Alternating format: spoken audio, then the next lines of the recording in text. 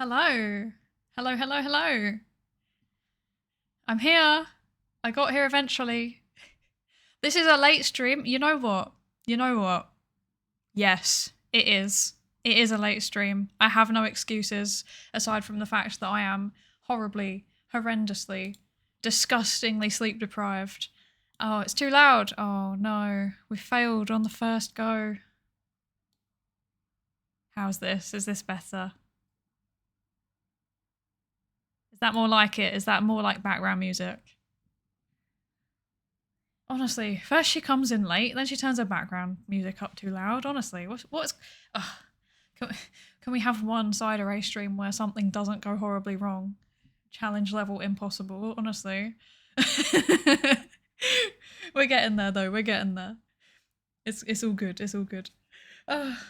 How has my day been? Oh my gosh, my day has been. My day has really been. I don't even know where to start. I am horrendously sleep deprived because I made the awful decision to stay up until maybe, was it like 3:30, 4 o'clock in the morning?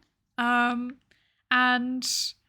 yeah, that was a mistake. I shouldn't have done that. I was trying to finish off my marking so that I would actually have a few days off. And it failed horribly. How have you? How's your day been? Honestly, I got to the point in the day where I was just like, nah, like I can't do anything functional today. Like it's not happening. I really tried, but it didn't happen. I gave a talk as well, so that was kind of chaotic. Better than yesterday. Oh, I'm really glad to hear that. I'm really, really glad to hear that. Yeah. We like better days. It's always good. Although you need to have bad ones in order to have good ones. There we go. True psychology fact. Yeah, I had to give a talk today, except it was just like a bit of a talk. So I had to like present a research seminar about my research. That sounded less obvious before I said it.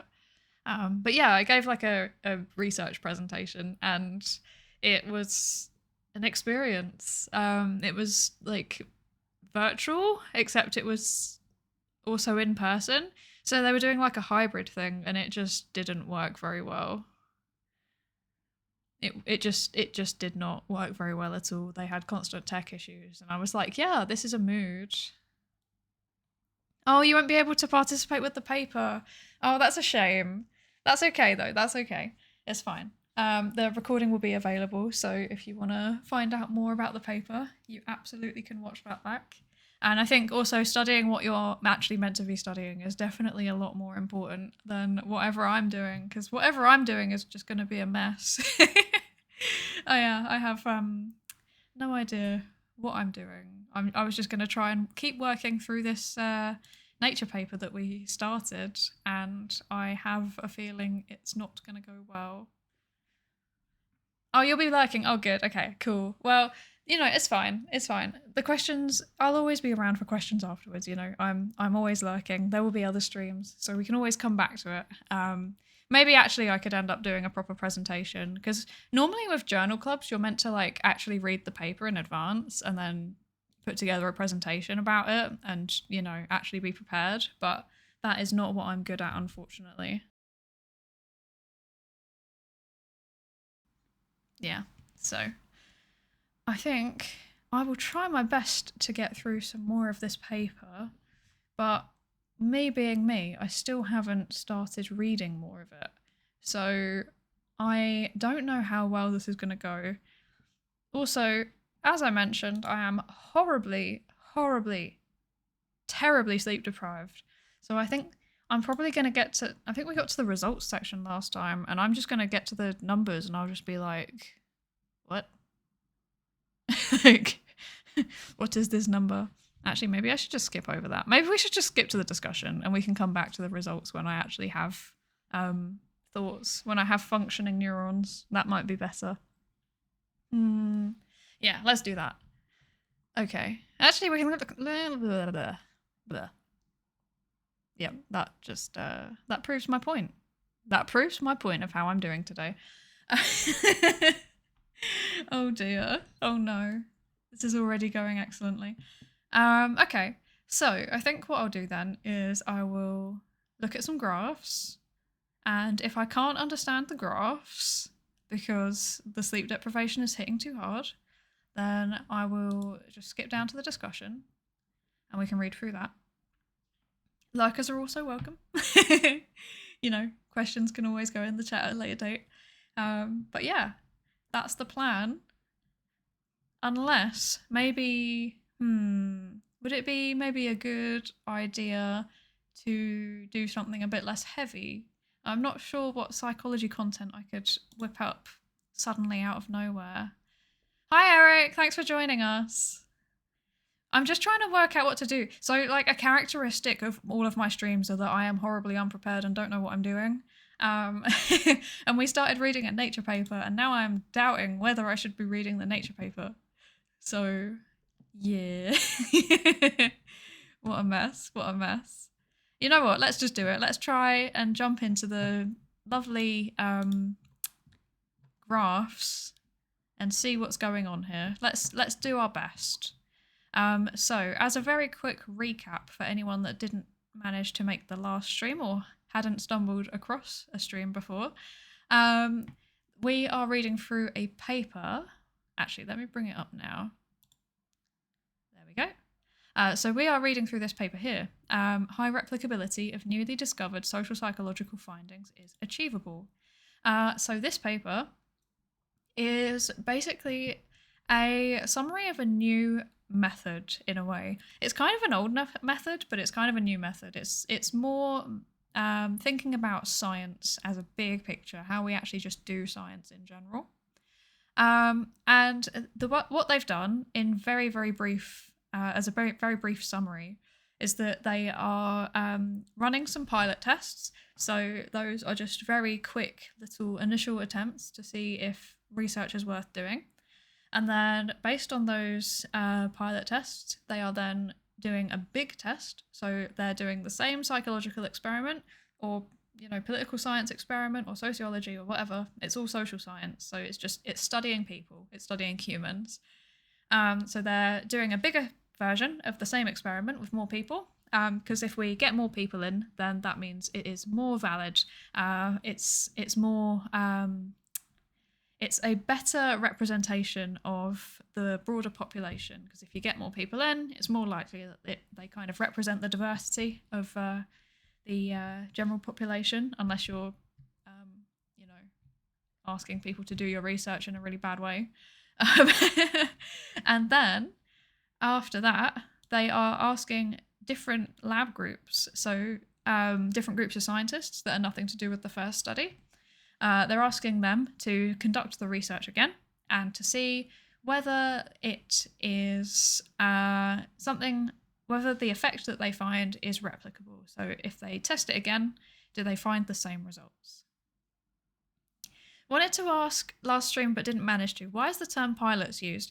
I wish I had an answer for that, but I don't actually know. I have never even questioned it, It's just one of those words that I've always heard and just assumed was the right word. So, yeah, you're showing much better critical thinking than I am, which is, yeah, great. Good job. No, I don't know. So, yeah, I will happily admit that I don't know if I don't know, and I do not know. Yeah. That maybe there's some kind of historical reason for it. They like to use kind of words like that if they're... Oh. If you hear any strange noises, it's because I've got a drink with a straw in it, but it's a metal straw. So if you hear strange, like, ASMR noises, then it's my drink. I apologise for that. But yeah, it's probably just one of those, like, science things that aren't... they're not very... we just do it because that's how everybody has always done it, type of thing. We just call it that because everybody has always called it that, type of thing. Yes, I'm just going on a long waffle about how I don't know. I'm trying to cover up the fact I don't know. It's not working.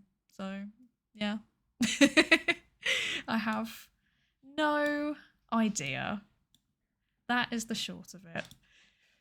Okay, right. Paper. We can do this. We can do this. We're gonna do this. Right. Okay, where are we? Oh yeah, so this was all of the methody summary bit. Oh yes, because nature papers are strange and they put the actual methods at the bottom. They don't do things the normal way. They have to put it at the bottom because they're different, because they're nature. Okay, right. So we've got some graphs here. Right.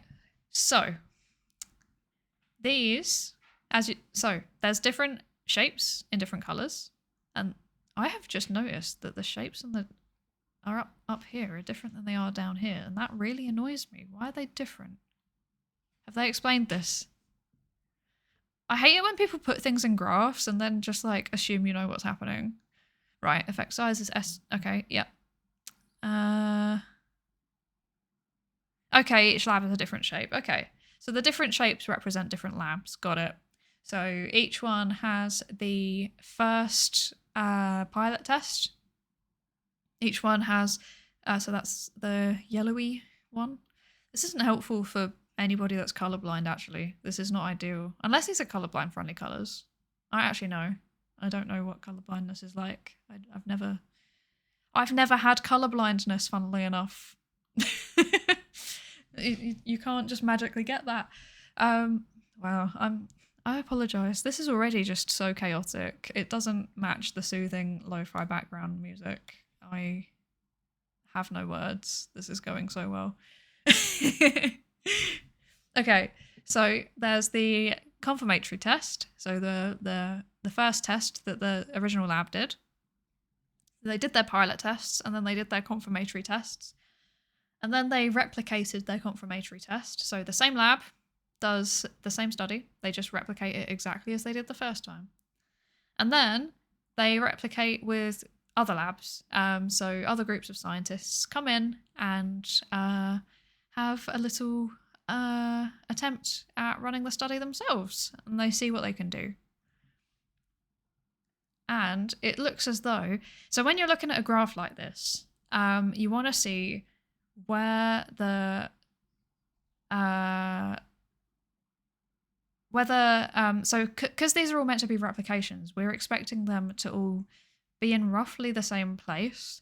And if then, so that means just like on the x-axis, this one at the bottom here, they should be in roughly parallel. So for example, you can see here that these ones, they all kind of roughly cluster around this line that I'm drawing with my mouse here. Wait, can you even see my mouse? I don't think you can. Okay, let's zoom in. We'll make this work. Right, so all of the points on this graph here, they all roughly cluster around between 0.3 and 0.4. And that means that they are finding a somewhat consistent effect. You can't really tell just from looking at it. You have to ideally use stats to like work out whether it actually means anything. But you know, data visualization, so just making plots like this, is a really big part of interpreting results. You can tell just by the symbols, the confirmatory test yellow is first and the replication blue has the same symbol. Oh yes, they do. And then these ones, the green ones, are different labs, so they've got different symbols, yes. I'm going to be a bit slow to process today. Yeah. I blame the sleep deprivation. Normally I look at a graph and I'm like, yes, I know what is happening here, but not today. But yeah, so just from having a very quick look at these, it seems like the majority of them do roughly replicate in the way that's expected. I would say the ones that are really sticking out for me are Redemption, Lab 2, so second row down, last one, last column. If I highlight it, does it appear? Yes, it does. Perfect. Okay. Right, so this Redemption one here. So the bar going down, the black bar going down the middle is the 0 point. So that means that the original lab found an effect going in one direction, and the second, like the replication labs. Oh, you do see the mouse cursor. Oh, that's good. Oh, I was really worried that you couldn't see it because it's so small on my screen, the little preview thingy, so I can't actually see whether you can see it. But that's good. Okay, so all of these replications over here, they're on a different side. So that means that the effect that the replications found is literally the opposite of what the original studies found. So that's a bit weird. And then if we look over here, this one in the bottom left, they're all just kind of spread out. Like there's quite a diversity in effect sizes. Like 3 of them are on 0.2.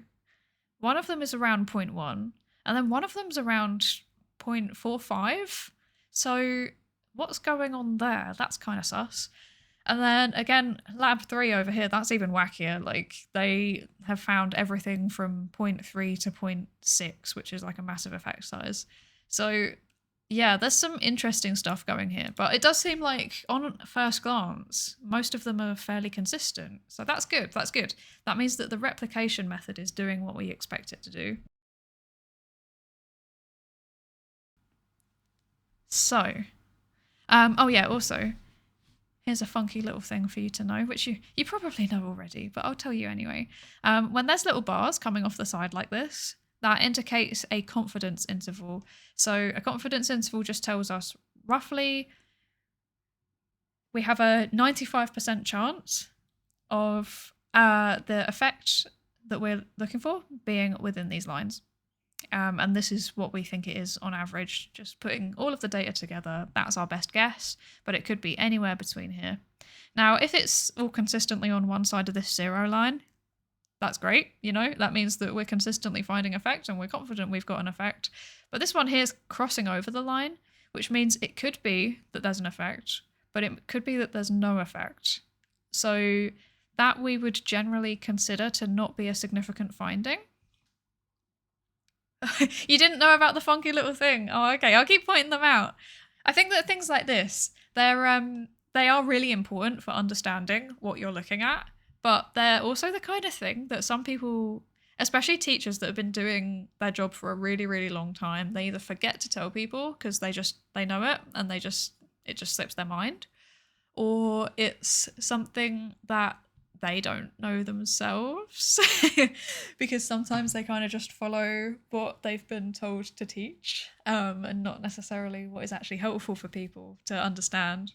Yeah, I had some strange experiences when I was at school because I had quite a few kind of rote learning types of teachers, and they were significantly, well, in my experience, they were not as good teachers. I liked the ones that would sit there and explain things properly because I think that's how you learn, you know, finding all of the little nuggets of information that are very cool and funky. Okay, so I would always say, look at the graphs before you go and look at the numbers, because stats are wacky and sometimes you read it and even if you know it, like I know stats, I teach stats as a job, I know how they work, I do data analysis as part of my PhD, and I still sometimes look at like the way that papers report stats and I'm like, what is that? Like I cannot process whatever it is that you are doing right now. So yeah, so I would say always, if there is a graph, which hopefully there should be some kind of data visualization because they are super important for, you know, just getting to grips with what's going on. But always go look at that first. And then once you think you can work out what's going on in the graph, go away and then go and have a look at the stats and see if they match up with what you expect from the graph. I think there was another graph somewhere as well, actually. Oh yes, there's another one. Nice. Right, what does this graph? Oh yeah, so all of the graphs should have like a caption thing at the bottom. Yeah, a caption at the bottom, which tells you roughly what they're doing. The best graphs, you just read the caption and then you just instantly know what's going on. Sometimes you read the caption and you're like, I still don't know what's going on. It kind of varies. But you know, it's fine. It's fine. We'll work this one out. Okay, so difference in effect size estimates between self and independent replications for 16 new discoveries in the social behavioural sciences compared with the initial confirmation study effect size estimates. differences in effect sizes between self-replications and independent replications for the 16 discoveries compared with the self-discovery test effect sizes. Okay, so what this graph is doing is they've set the original effect size that they found. So remember, we talked about this last time, but as a reminder, an effect size is basically just a way to quantify the difference in size between your experimental conditions. So they've set the original effect size that they found to 0. And then what this graph is showing is how much each of the replications varied from that original effect size. So you can see here that some of them got smaller and some of them got a bit bigger. This one especially got bigger. Wow, that's wacky. Oh yeah, this is the one up here that looks wacky as well. Yeah, look at that. Some of the replications were bigger. And then you can see exactly the same thing on the same graph. Or on the other graph even. You can see exactly the same thing on the other graph. Cool. So we like that. That means that our graphs add up. They are telling us different aspects of the same thing. And that is always very nice because it means that you can get an understanding of different aspects of this paper's findings without even having to read the findings yet. You know, we're getting an idea of what's going on just by looking at these. So we love that. We love that. Please, if you ever do like your own research, put in some good data visualization. It makes all the difference. It makes so much difference, honestly. So, right, we can make an attempt at the numbers now. Right, this is the part I'm dreading because, yeah, like I said, normally I'm fine, but I am running on like not enough sleep, and I've been losing my mind reading the same lab report over and over again. So, yeah, let's see how this goes. Right, okay. Replicability rate. So, I'm already reading this and I'm like, I don't want to do this. Should we do the results another time, chat? Should we just go down to the discussion? What do we think? What do we think? Any input, please? Don't make me do this. I don't like the numbers. I'm scared. I don't want to do it. Results is later. Okay, cool. Let's do the results later. Thank you for giving in to my begging. Okay, let's go down to the discussion. I promise I will come back to it, even if it just is something that I insert into, I don't know, insert into a video or something. I will come back to it and I will do it, but you need to be in the right state of mind to read results because, like, look at this. Look at this. I know that this is the change in something, but dear Lord, I do not know what. Anyway. Okay. Right, discussion. So, discussion sections. Discussion sections basically take the results and they put them into context by explaining them. So they kind of link them back to existing literature. They say, this is what we found and this is potentially what it means.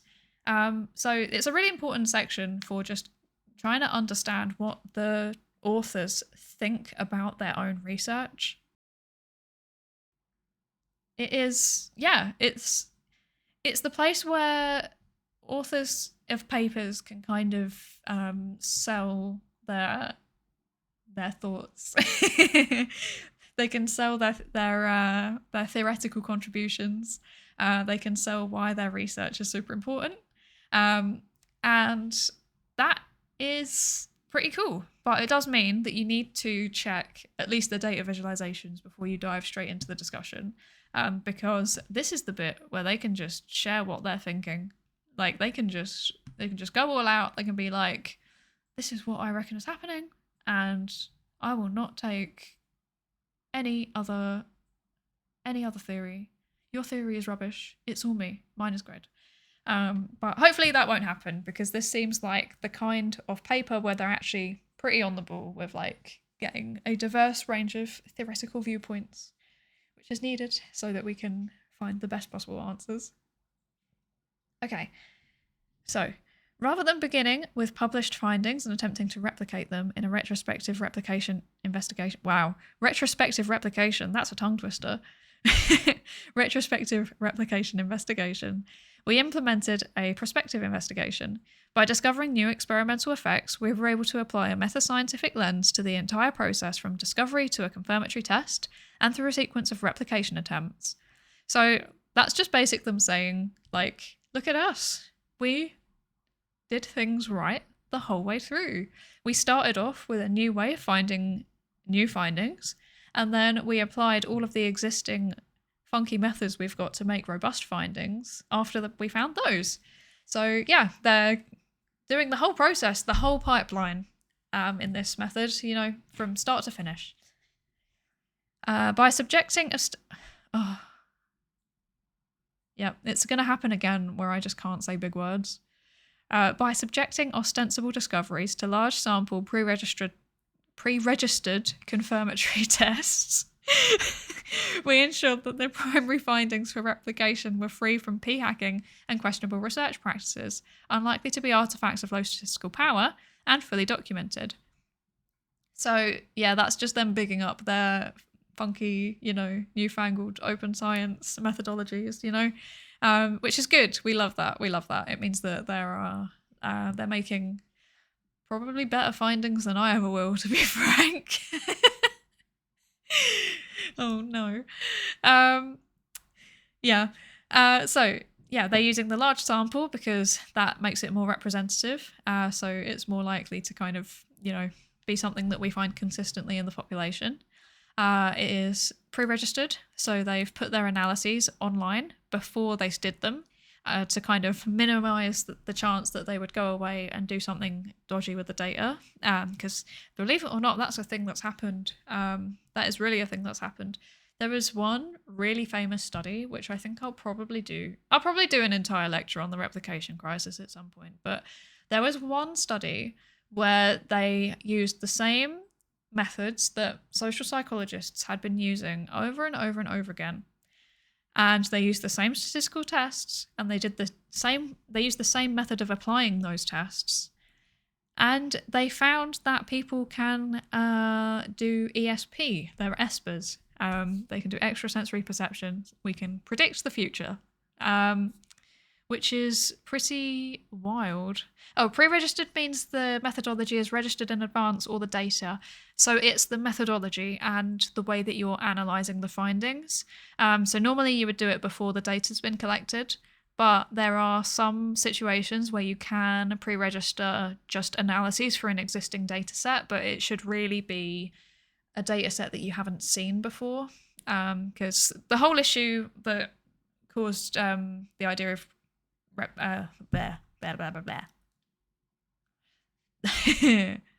I am not doing good, am I? Okay. The whole thing that caused the need for pre-registration, or rather, led us to a point where we start using pre-registration regularly, was we found this thing called p-hacking and also p-phishing. So p-hacking is where you have a data set and you run the tests that you expected to run, and they aren't quite significant. So when you're running statistical tests, you're looking for if there's a difference, and if that difference is meaningful, we judge it with a kind of arbitrary cutoff, to be honest, but it's just how likely is it that we could find this by chance, and we go with a kind of standard threshold of 5% chance that it might just appear randomly, and 95% chance that if it's there, then it's actually there.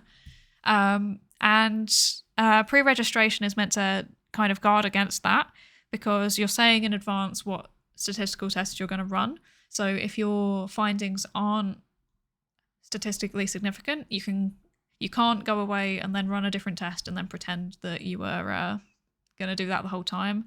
And you can't go away and exclude certain individual bits of data to try and make it significant when you run the test. Because that's an actual thing. There was loads of people that would always just run a whole bunch of tests. So that's phishing. Phishing for results is you just run every test under the sun, you correlate every single variable and see what happens. Or they would run the test that they were expecting to do over and over and over again, with slightly different tweaks to the data set until they get the result that they were looking for, which is p-hacking. Yeah. Slightly balked explanation there, but I'm doing my best. But yeah, I hope that made sense. Espers are real. They are definitely probably not, no. But this paper found that they were. But then it also, made us realise that we're just doing psychology wrong, and then we reformed the whole field. Or we are in the process of reforming. This paper came out in like 2011, and we're still working on it, but we'll get there. You thought you could become the next mob psycho? No. It would be cool though, wouldn't it? That would be really cool. Like being able to do anything Espery. Oh. Mob Psycho is actually such a good anime though. So yeah, that would be funky. But also not the losing control of your emotions bit. That wouldn't be funky. Yeah, it is kind of scary. Yeah. Yeah. He needed therapy. Anyway. Yeah, the other study that was kind of funny actually with the replication crisis was there was one where they put a dead salmon, in an MRI scanner.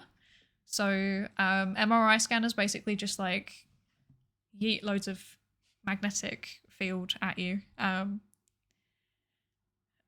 They yeet loads of magnetic field at you. Brilliant. You know what I mean. They use the magnetic fields to move the molecules in your body around, and then we can detect those movements and it forms an image. Roughly, that is how they work. But yeah, they put a dead fish in an MRI scanner, and they scanned it, and they ran a whole bunch of statistical analyses on the data, and they found that apparently the fish was able to perform really, really well in some kind of task, even though it was dead. So, yeah, I promise the paper is actually funnier than it sounds, actually. I haven't really sold it. But yeah, dead fish paper. I don't know. Every time that I say dead fish paper, people are like, what? Or they're like, oh yeah, I love that paper. It's so funny. Like, it's almost like an in-joke at this point among psychologists. Even though this was actually a neuroscience paper, but same difference. They're just biological psychologists, right? They just do the same thing, but in biology speak, right? Right? They just look at the brain instead of the results of the brain. Okay, right. Paper. I get so easily distracted. I'm like this when I'm actually reading papers for myself as well. Like I'll start trying to read the paper and then I just go off on weird tangents. Like I'll read something being like, I don't know, I'll read something that's cited in the paper as in the introduction, and I'll be like, oh, that sounds interesting. And then I go read a different paper and get 3 words into it. And then I'm like, oh, that sounds interesting. And that's how I've ended up with like 5,000 papers in my backlog. But it is what it is. Okay, right. So, we've done this bit. Yes, the p-hacking, questionable research practices. So, yeah, that's just doing research not very well in a way that makes it not robust. We don't like that. And fully documented. Yes, we love fully documented research. We love fully documented anything. It means exactly the same thing as it does with like coding stuff. So like programming and software development and stuff, you just keep track of what you're doing and how it works and what to do if anything breaks. So for example, with my data sets, I will set up what I call a code book, and it is basically just a big old PDF which lists out every single variable in my data set. And it says what the questionnaire item was. It says how it was measured. It says what questionnaire overall it's meant to be part of. As a programmer, I also love fully documented things. Yes, you know what's up. Honestly, there's nothing worse when you like download Well, yeah, in my case, when I download a data set and I'm like, oh yeah, I can use this for something, and then there's like nothing. Like it's just a CSV file plonked on the internet, and the variables are all like CZA73, and I'm like, what is that? Like and there's no questionnaire linked to it, so I can't even work it out. Honestly, it's the worst. And yeah, I've seen terribly documented code in my time as well, and that is also depressing. Yeah, it's painful. It's painful, it's depressing. It makes me angry. Okay, right. Paper. Stop being distracted. What's wrong with me? Okay. So these 16 discoveries, wait, what? I literally like heard the no, I didn't hear anything. My like dial-up noise. I heard dial-up noise as those words were going into my eyes.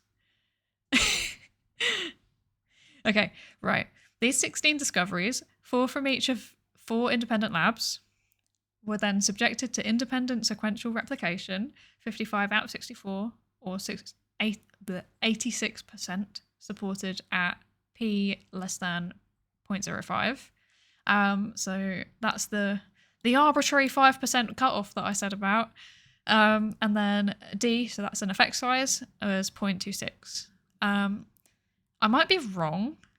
In fact, I probably am wrong.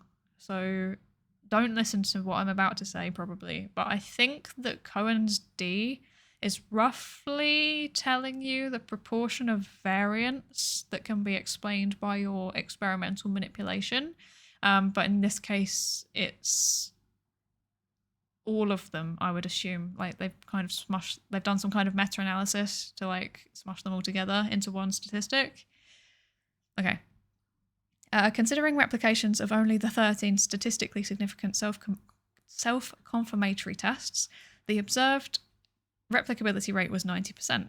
That's good. We love that because, frankly, up until this, the replication rate in psychology, at least, is like 50%, if that. Like, it's honestly so bad. Even so, like, the replication rate in psychology is so bad that I cannot even replicate the findings that the PhD student before me in my lab got.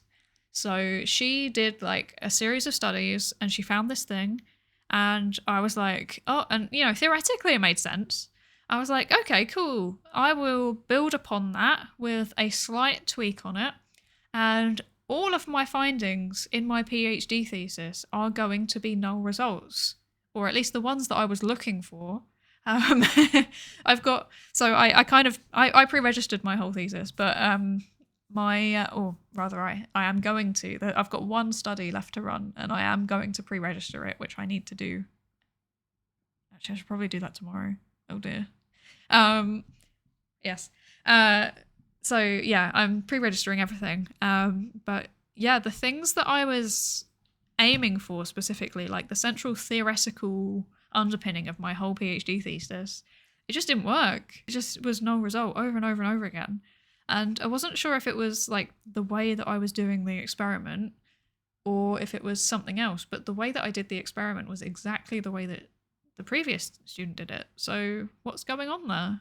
I don't know if it was like a feature of the fact that she recruited students locally, so from our university, and I've done it more broadly, or if it was the fact that I don't know what it was. It should have worked. In theory, it should have worked. It didn't. I mean, I don't mind because I'm a big advocate that null results still tell us very important things. But you know, my people in my cohort were like, "Oh no, you've got null results. What are you gonna do?" I was like, "Well, it's still important. It's fine. It's fine." But yeah, even stuff like that doesn't replicate. Even things that like are actively being researched in a lab cannot be replicated within the lab. So yeah, it's not ideal. But you know, this seems like a really promising way to counter that, right? you know, if we can start bringing labs together to do independent replications of each other's work, that'd be great. Like, I would love to do replications of other psychologists' work. It sounds really fun. Okay, right. So, considering the power to detect effect sizes from all 16 self-confirmatory tests, the replication rate could not be any higher. Well, that's fair enough. I mean, 90% is pretty good. Hi, Jack. Oh, you're going to be chilling in the background. Cool, cool, cool. Thank you for joining. We love lurkers. Sometimes I'm just really nice background noise. But yeah, thank you.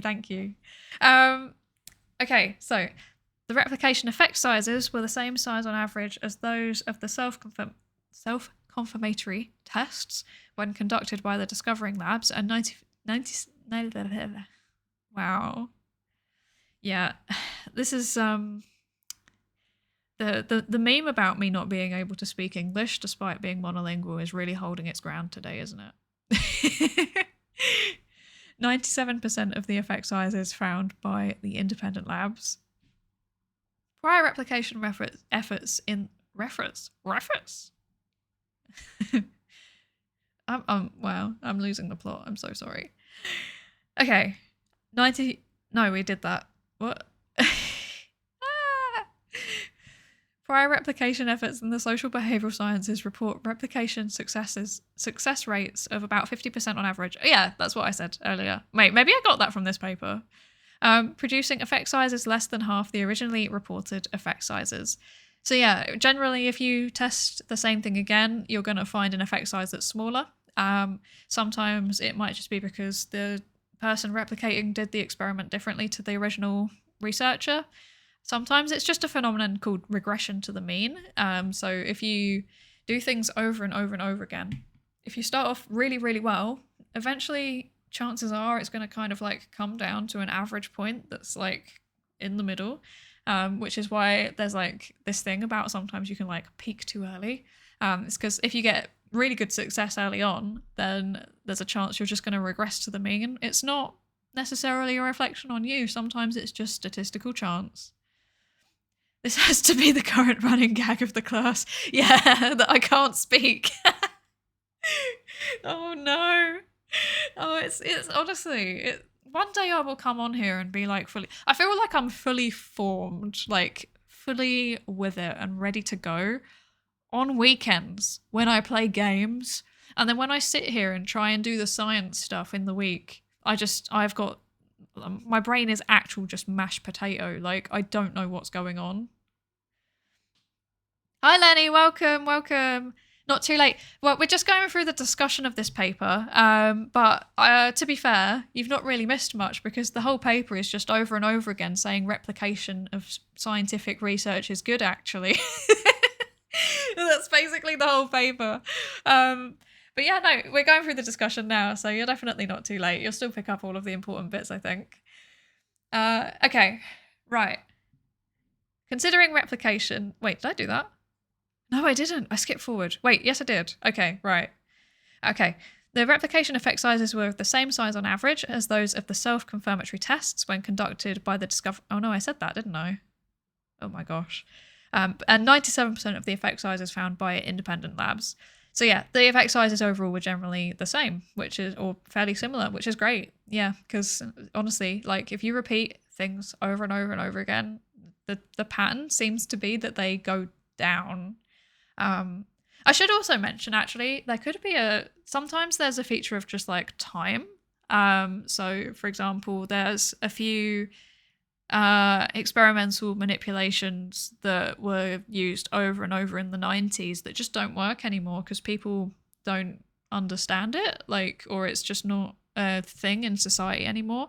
Like if you replicated a study from the 90s that was like dependent on, you know, sending a fax, or you're gonna be like, I mean, I'm sure there's a lot of people alive now that haven't even seen a fax machine, which is upsetting. But yeah, what kind of level of science is that? University? Yeah. So this is like a journal article. So this is what scientists do when they have finished their research and they want other scientists to be able to read about it. So I'm trying to explain things as I go in a way that hopefully most people can understand. But if you don't understand anything that I'm saying, please just ask, and I'm happy to explain. I've never seen a fax machine. You've never seen a fax machine? Oh no, I feel so old. I used to work in the UK has like a nationalised health service, and I used to work for it in a mental health service. Maybe I can one day do a just chatting stream about my experiences working in mental health services, because it is something. But I think I left when the COVID pandemic started. So in 2020, yes, early 2020, and we were still using fax machines. And I wish I was joking, but we still used fax machines to send certain types of patients' paperwork, and we also still used pagers to summon the psychiatrist if there was something urgent happening.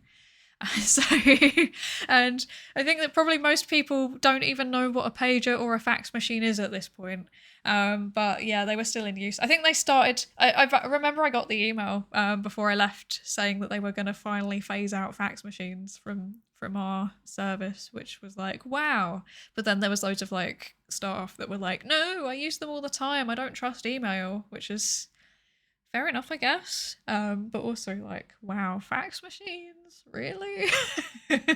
Really? Wow. Yeah. Fax machine tangent aside. That's crazy. You used to use messenger pigeons too. Honestly, I wouldn't put it past them. Like, but there was a long time where we were discouraged from sending things via email because they weren't secure enough, which is obviously fair enough. We have to be really, really careful with patients' information. But yeah, sometimes it would just be a bit silly, and emails that we had a secure email system. It's just that certain people didn't want to use it. Write it on a rock and throw it at a window. Honestly, I think that might actually be the way to get some mental health staff attention, because they are super busy. But if there was a rock that came through and bonked them on the head, they might actually pay attention. Pages are still used in hospitals here. Okay, fair enough. I think they are here too, to be fair, but it's more of an emergency department type of thing from what I understand. I think in just like standard like outpatient services, normally a lot of medical staff here are using like encrypted messaging now. But yeah, pages were definitely still a thing when I had to interact with the emergency departments, because I worked on an inpatient ward for a while, like a mental health inpatient ward, where people would go when they had really, really, really difficult circumstances, and they needed a lot of help. And we'd have to talk to the emergency department quite a lot, because a lot of the times something would happen to them and they would go through the emergency department, and then they would get transferred into what's called the crisis team.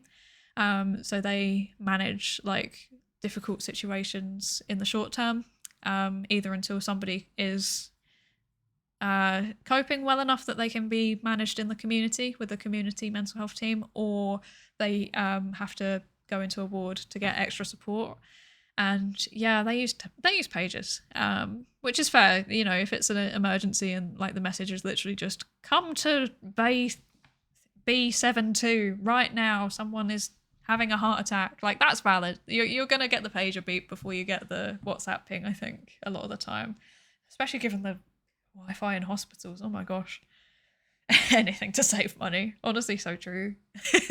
So true. Oh dear. But yeah, I think at some point I will do a just chatting stream, just like waffling about my experiences in mental health, because it was wild. It was wild. I left for a reason. It wasn't for me. It's too intense. It's very emotionally draining. Okay, right. Paper. Let's go. Okay. We read that. We read that. The present findings establish a benchmark showing that high replicability in the social behavioural sciences is achievable in both statistical inference and effect size estimation, even when the original studies and replications are conducted using ostensibly best practices. Wait, what? Oh, when, not even when. I added the even. Okay, fair enough. That makes more sense. When the original studies and replications are conducted using ostensibly best practices and replications are conducted with complete fidelity. So, yeah, I basically just saying if you do research in a way that, you know, actually makes sense and is actually consistent and robust, surprise, surprise. Like, can you believe it? You get good findings. You get replicable good findings. Like, wild. I can't believe it. So yeah, that seems like a fair enough conclusion based on the very cursory look that we had at the data visualization. We investigated whether low replicability and declining effect sizes should be expected from the social behavioural sciences because of the complexity of the phenomena, hidden moderators, and other factors that might be intrinsic to the phenomena being studied or to the replication process. So in the first journal club, we talked about this very quickly. Or maybe I just waffled about it for ages, actually. Either way, we talked about it. And yeah, social sciences, they are a lot more complex than people give them credit for. There's a bit of a meme that, you know, like psychology and sociology and all of that are like soft science. And I don't know what to say. There's a lot more factors that you need to think about sometimes. It is not just sitting down and asking people how they're feeling. I mean, sometimes it is, but that is not the majority of social sciences these days. A lot of social sciences actually involves really complicated things like network analysis and stuff like that. So I'm not even going to try and explain what network analysis is. It's just looking at like social networks, but like applying pretty intense statistical models to them. From what I understand, it's like not that far off machine learning type of stats, but I'm probably horribly wrong with that. But yeah, so turns out there's actually a whole bunch of like complicated stuff hidden in there.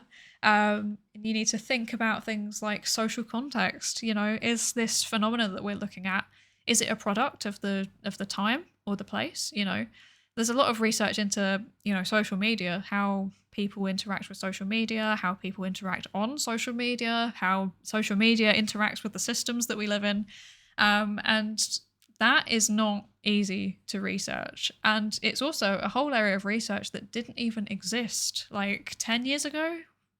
Because 10 years ago, the social networks were still fairly new and people were only just starting to research them. Wait, 10 years ago? That was 2013. Damn, they weren't that new then, actually. Every now and then I have a moment where I'm like, wow, I'm getting old. And that was one of them. Okay, so like 15, 20 years ago, this wasn't this wasn't really a research area.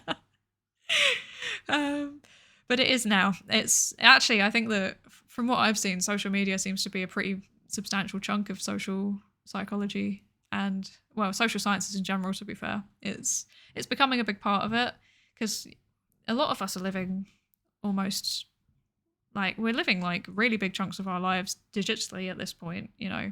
Even you lot, even us right now, we're living our lives digitally. Isn't that wild? But yeah. So it's a big part. It's a big part of modern life, and it wasn't in research not that long ago. 15 to 20 years ago, I was almost not born.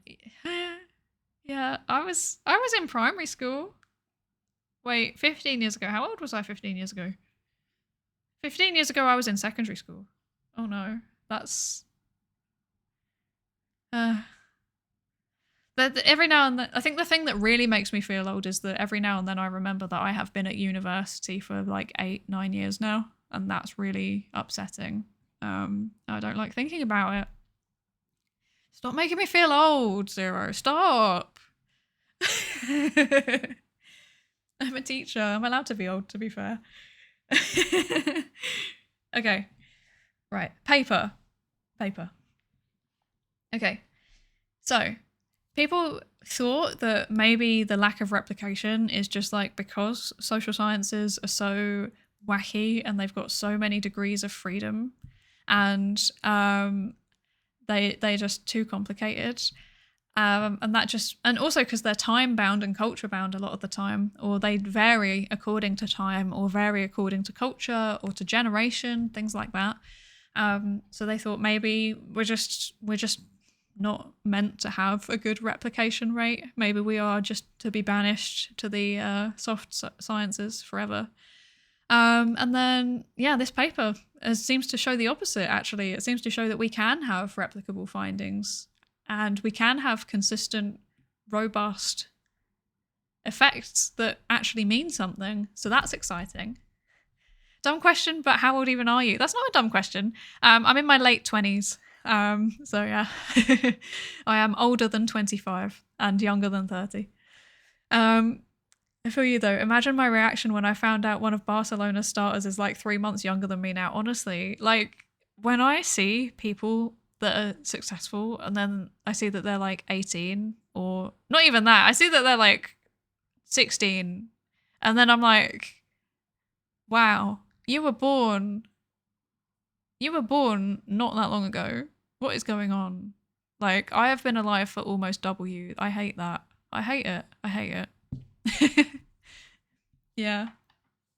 Actually, so one of the things that I find quite upsetting is every now and then I'll be like thinking about or talking about a content creator, and then I'm like, oh yeah, they're getting on the older side for a content creator. They're like in their 30s, and then I'm like, I'm in my 30s soon.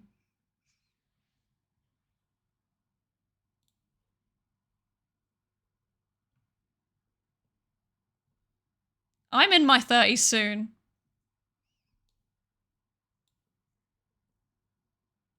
I hate that. It really upsets me. I really don't like that. So yeah, I don't like thinking about that. Jude Bellingham, best midfielder in the world at 20. At 20. Stop it. I was still working in a shop when I was 20. Soon. I already am. Yes, let's go, 30 gang. Let's go. Soon, TM. Unrelated, but your model's eyes close up. Oh, thank you. They've got a little sparkle thingy in them, which is meant to be kind of like subtle. So I want to see if people notice. Wait, how can I do this? I don't know where to look. Anyway, that was an attempt. But yeah, I tried to because I made this in Vroid Studio, but I had to I was trying to think of ways to make it more unique. So I did the gradient thing on the hair, and then the eyes to try and match with the sunset theme that we got going on. Yeah. To be fair, I zoomed in so far, I think it would be quite hard to not see them. Yeah. And I do actually have emotions. I just forget to use them sometimes. See, I can be happy sometimes. Yeah. Okay. Right. Paper. We're getting distracted again, class. Let's not do this. Imagine if I was actually trying to teach and I taught like this. We'd get nothing done.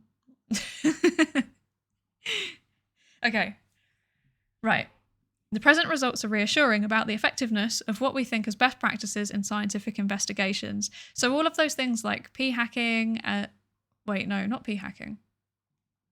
All of those things like pre-registration, sharing things openly, all of that jazz. It seems like it does actually work in the way that we expect it to. It does actually seem to improve the scientific process, which is really good for psychology and social sciences. But it's also just really good for science in general, because it's not just us that can use this. Every scientific domain can use this. It's pretty it's pretty cool.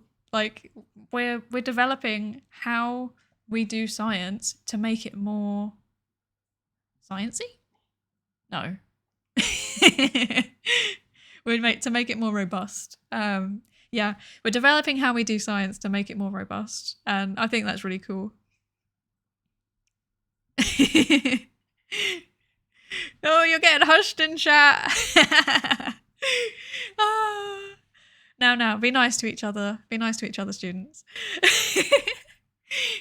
Okay.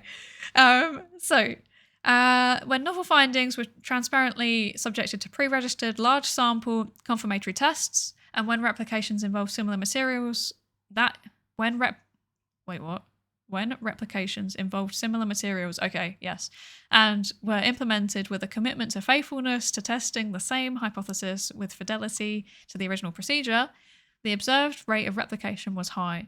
So yeah, if you pre-register your findings, not your findings. If you pre-register your analysis plan, if you pre-register your methodology, and then you do the science in a good way with a large sample size and transparently share things, and then if replications properly involve going through exactly the same procedure as the original studies, then it turns out it works.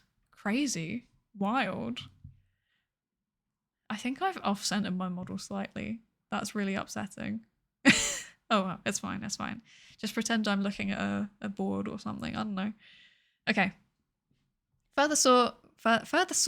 Brilliant. Furthermore, we saw no statistically significant evidence of declining effect sizes over replications, either when holding materials, procedures, sample size constant, except for sampling error, or when materials, procedures, and sample sources varied but were faithful to the original studies. So no matter the type of replication, if it was exact or if it was just slightly different, so if you're just using the existing data and stuff, or if you're doing a new study with new participants, but with exactly the same materials and things like that, then yeah, it's good. You're good. You just got to do it properly. Since I missed the introduction, what even is the work about? So this paper is looking at a new way to do science, basically. So it's testing the idea that if you repeat your studies over and over again, if you're doing it the same way every time, does it actually come up with the same findings? And they're kind of testing whether different groups of scientists can work together to try and make those findings more consistent by sharing things with each other, by writing about what they're doing openly and in a good level of detail so that they can actually, other people can go back and redo it.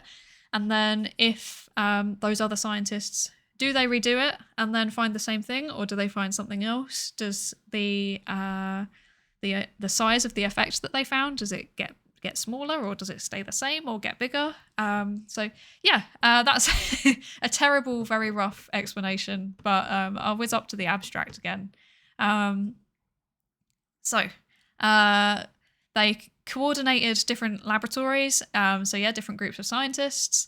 They tried to use scientific practices to try and improve the way that their science was being created. And then they were testing whether when they replicated, did it improve the replication rates did they find the same findings again from half of the time to most of the time? And the answer was yes, it did. I heard a noise. Something happened and I don't know what happened. Oh, thank you for the follow, Eric. Thank you for the follow, Eric. I heard a noise and I was like, what's going on? Did I break something? I forgot I had alerts turned on. Oh, thank you for the follow, Eric. It's very appreciated. Yes, join the chaotic class. We're all professionals here, I promise. Okay, right, where do we get to? That's the method. I've gone too far. Here we are. Okay. So, we further showed with one survey. Ooh, they did surveys. Nice.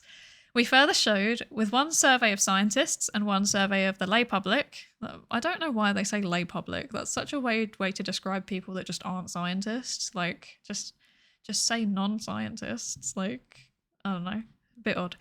That our studies were not a priori more predictable than similar other studies with a known replication rate. So I guess they must have asked whether people thought things were going to be replicable. Oh, there's an entire graph I missed. Oh, okay, so that just shows how the effect sizes were changing over time with each replication.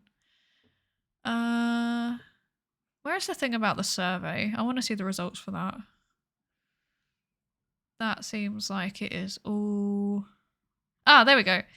So, an uninteresting reason for high replicability would be if the discoveries, although novel, are obviously true.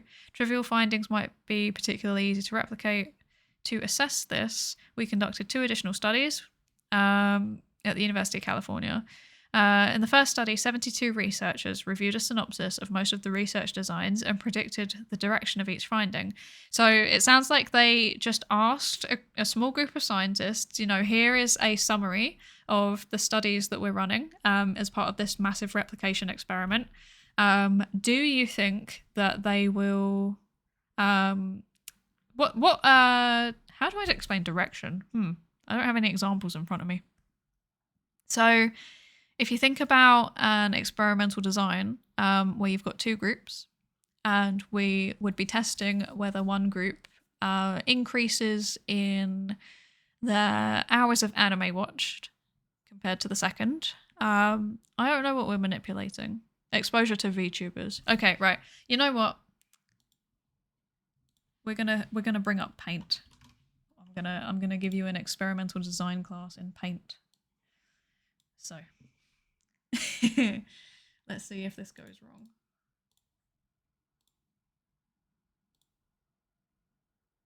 Okay, can you see this? Oh, it's black. Oh no, it's not working. Okay, well, I guess that's not happening then. That's a shame. Oh, sad. Anime. I was not paying attention. Why did I hear the words anime and exposure to VTubers? I promise. It's educational. I think I've got a little note section in this actually. Let's see. Add note. Oh yes, look at that. No, that doesn't open. Okay, I can do it over here. Cool. So, right. Imagine we want to...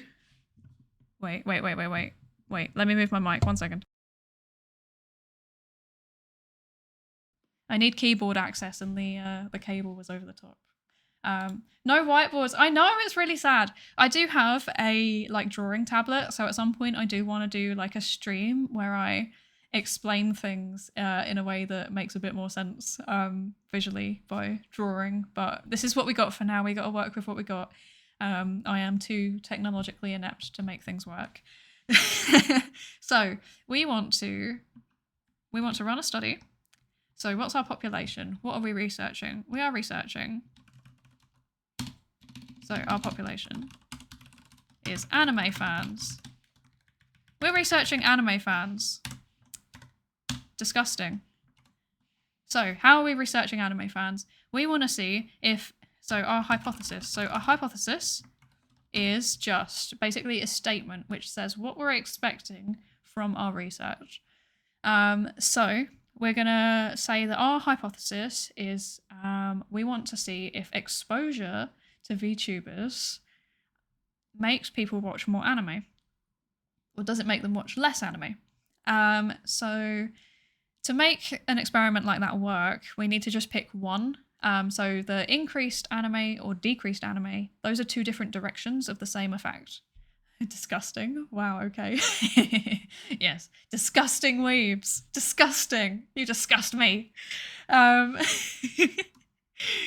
Says the woman that has set up an entire Twitch, YouTube thing all about explaining psychology using anime. Okay, so A hypothesis needs two aspects. You need to know what you're changing, your independent variable, and you need to know what you're measuring. So your dependent variable, because the dependent variable is dependent on the changes that happen in the independent. So if we're measuring how hours of anime watch changes, that is dependent on whether or not they're being shown VTubers. So let's start with our variables. Variables. So our IV, what we're changing, is exposure to VTubers. So that means that we have two groups. Our first group is people that are shown let's say they're shown a 15-minute clip of a VTuber. We've got group 2. So when you're running an experiment, you want to make sure that your different conditions of your experiment, the different things that you're testing, are actually comparable.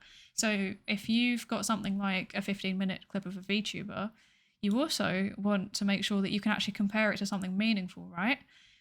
So you also want to see whether anime would do anything different to VTubers.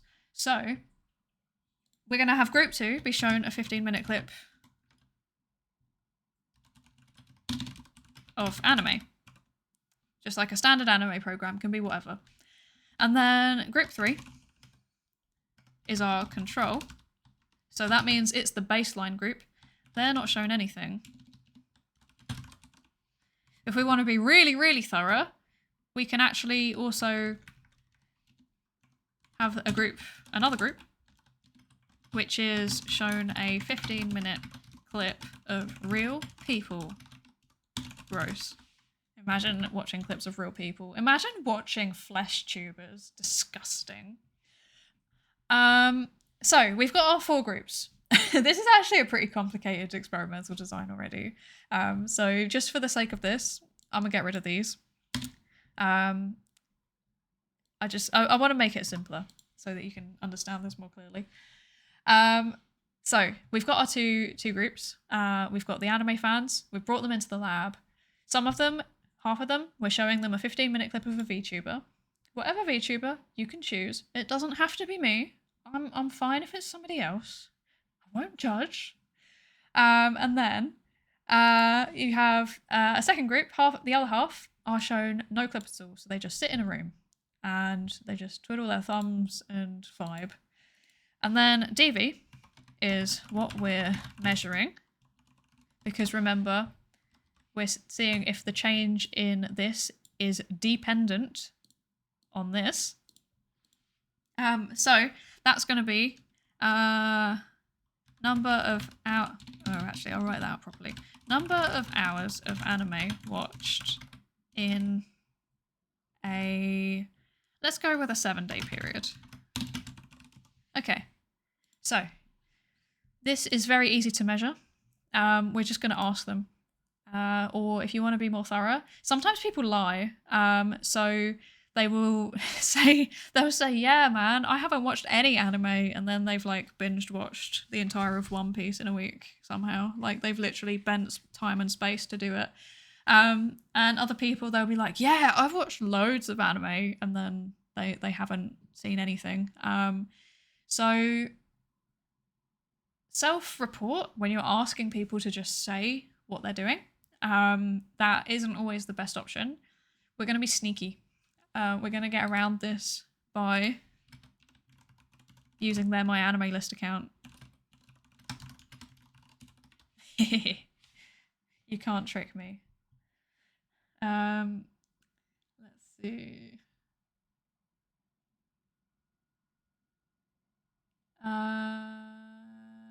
Wait, genuine question. You show a group a 15-minute clip of a VTuber, and then you just tell the other group, look at VTuber. No. So what we're doing here is we're showing half of the group, so half of the anime fans that we get into our study, we're showing half of them a 15-minute clip of a VTuber, and the other half they're just sitting in a room for 15 minutes.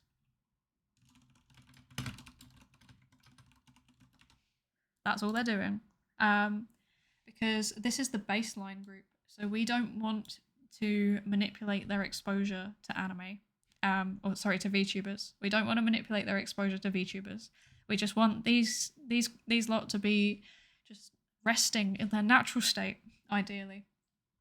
In theory, if you randomly allocate your participants into each of these groups, then they should be comparable, because if there's any differences, it should even out. But that isn't always the case. So, for example, you might find that participants in your sitting in a room for 15 minutes group, if you've recruited a bunch of Zoomers that have the attention span of a flea, then they just, 2 minutes in, they're like, I'm bored, I want to leave. And that means that you have what's called selective attrition. So your study has been designed in a way that one experimental group is more likely to leave the study. Ideally, that won't happen. If you've designed your study well, then it won't happen. I think this is a terrible study, so it probably would, but it's a hypothetical. Work with me here. Okay, so our hypothesis. So a hypothesis is just a statement saying, like, I expect this to happen when I manipulate my IV. So here, so it can be just a general statement. So I expect group 1 to be different from group 2. So non-directional. Do you see what I'm saying here? There's like a direction to the effect that you're seeing. It's a nice example, really. Thank you.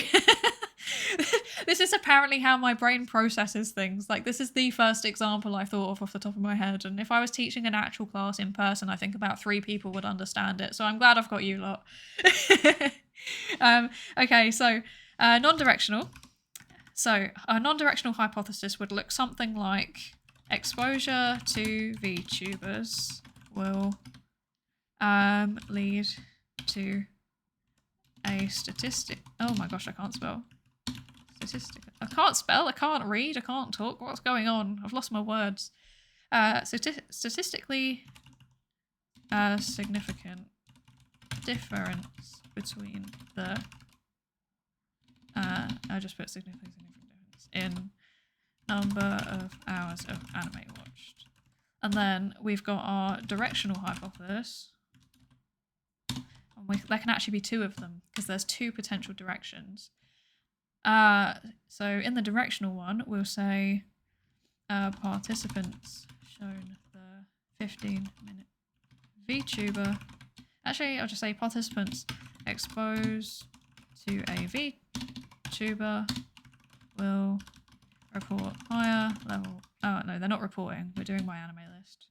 Watch a greater number of hours of anime than participants in the control condition. Oh, condition. There we go. I can spell. I promise. I promise I'm actually a PhD educated woman. Okay, and then we'll watch a lesser number. Okay, so our 2 directional hypotheses. Participants exposure exposed. Oh no, it's all going wrong. Exposed. There we go. We got there eventually. Okay. Participants exposed to a VTuber will watch a greater number of hours of anime than participants in the control condition. Or participants exposed to a VTuber will watch a lesser number of hours of anime than participants in the control condition. So, now I've written it out, hopefully you kind of fundamentally see what the difference is there. But when something is directional, it says what you think the effect will be of the IV on the DV. So you're saying what you think the change in the IV will lead to as an outcome in the DV. Whereas non-directional, you're keeping it vague. You just say that you think that there will be a difference, but you're not saying what that difference is going to be. Now, obviously, if you're writing a hypothesis like this, you don't want to have both of these 2 down here, because they are directional in opposite directions. You can't have both. That's not how it works. You need to choose one. I am going to say we will go with this one. They'll watch more anime, but There we go. No, we hate the italics. There we go, just bold. We're going to go with that one because I think that there might be some kind of there might be some kind of theoretical paradigm explaining this relationship. I can justify it with theory. So, for example, you might say, I think that anime fans who watch VTubers might be more likely to develop a parasocial relationship with the VTuber they're watching, and that means that they will then consume a greater number of hours of the type of content that the VTuber fits into, so anime. But yeah, that's roughly what that means. You'd have to show the non-control group one hell of a VTuber to lessen the amount of hours of anime watched. I don't know. There's some of them that can be eclectic. You have to be a certain type of person to enjoy the content they produce. For example, me. I'm pretty sure that my ramblings about psychology could put off a lot of people. Oh dear. But yeah, that's roughly what directional and non-directional means. Why did I start talking about that? I've forgotten. Oh yeah, it's because of the survey. So the researchers they looked at a summary and they asked themselves, okay, or rather the research team asked the participant researchers, what do you think will be the direction? So basically they asked them to come up with a hypothesis. They found that on average, the raters correctly predicted the direction and significance of the self-confirmatory tests 42% of the time, incorrectly predicted null results 38% of the time, and incorrectly predicted the direction of the findings 20% of the time. That's not great. So that's basically saying that when they asked these scientists whose entire job it is to understand these kinds of findings and make these kinds of predictions, they found that they only got it right 42% of the time, less than half. Oh dear. Well, I mean, to be fair, there were 4 possible outcomes. So there was correctly predicting the direction. There was incorrectly predicting null results. There was incorrectly predicting the direction, but there was also correctly predicting null results, right? Because in theory, they could have found things that didn't replicate, and people knew, or rather predicted, that they wouldn't, and they were right. It seems like that just didn't happen. So I'm not sure what to make of that, other than some people maybe need to learn a bit more about how forecasting works, perhaps, and learn a bit. Read Super Forecasters by Philip Tetlock. That's a good book. The results aren't really convincing, if I'm being honest. Yeah, I'm also slightly concerned by that. You'd think that people that are meant to know what they're talking about, because they've spent literally their entire life researching it, would have a slightly higher chance than 48%. Although it is double what they would get by chance, just because there's 4 possible outcomes. So just without kind of accounting for what they actually found in the end, you'd expect 25% of them to be in that correctly predicting directional thing. Although, of course, we now know that 97% of them did actually replicate. So I guess that brings chance level down to about half of that, which is around 48%. Oh dear. Yeah, no, they didn't have much of a better chance than guessing, actually. That's not great. Oh dear. But they were trying to make experiments that were not obvious, right? Yeah. So I think they were just basically testing a wide range of different things. So because the things that they were testing in this study they were new, they were effects that hadn't really been investigated before. So I don't know, maybe it just reflects scientists' skepticism generally, which in that case that would be a good thing. experiments can't be right nor can't be wrong. So trying something out is indeed positive. The more you learn. Yeah, no, definitely.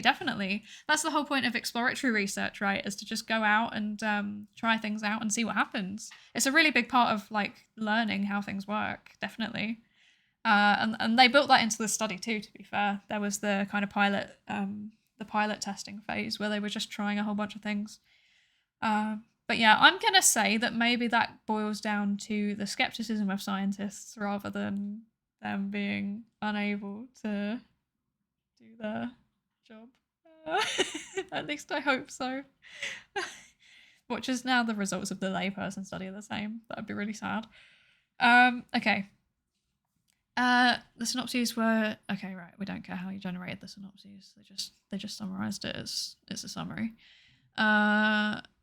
On multiple pre-registered criteria, the participants were no better at predicting the outcomes of the highly replicable discoveries presented here than at predicting other less replicable findings from the prior investigation. Oh, that's sad.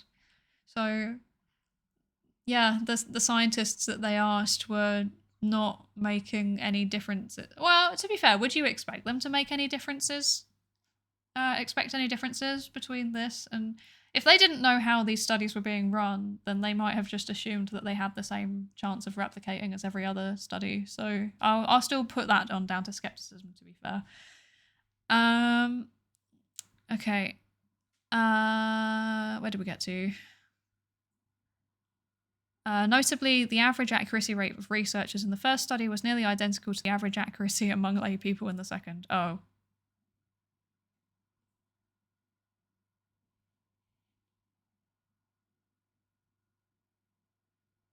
I don't know how to process this. Oh dear.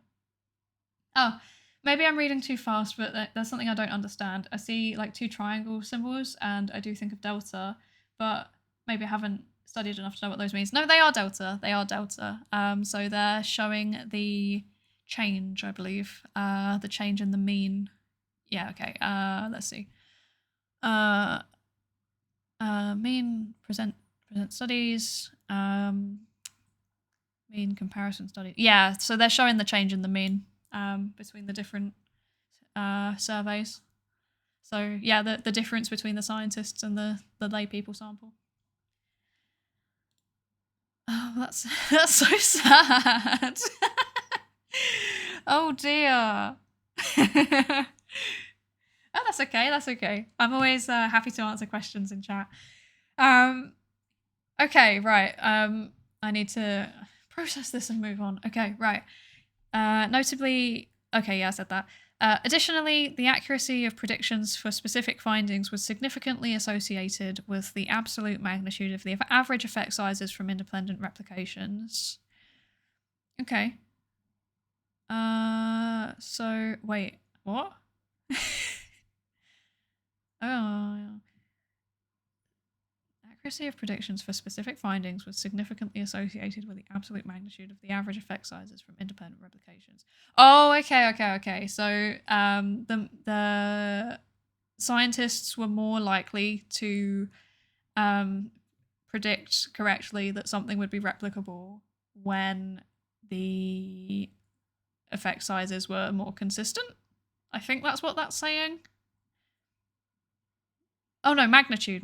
So that's, yeah, the size. Okay, so the bigger the effect size, the more likely people were to correctly identify that it was going to be replicable. Do you not escape physics even in psychology? No, to be fair, I think delta is actually like a maths thing that just everybody uses. Because, yeah, it just means change, right? I mean, we are still a science. We're allowed to use fancy Greek things as well. We've even got it in our name. Psi is a Greek symbol, right? We're real science, right? Delta is change in math in general. Okay, cool. I'm glad I'm not just making things up and spreading misinformation. Okay.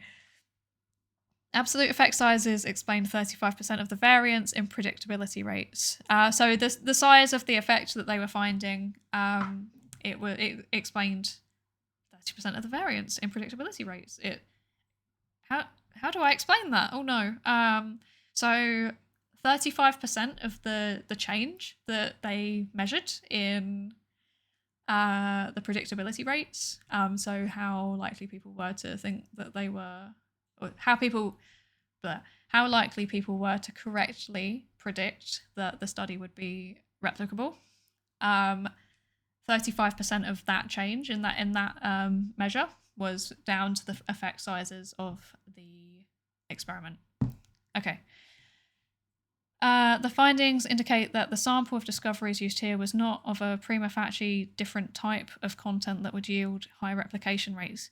Did I say that Latin bit right?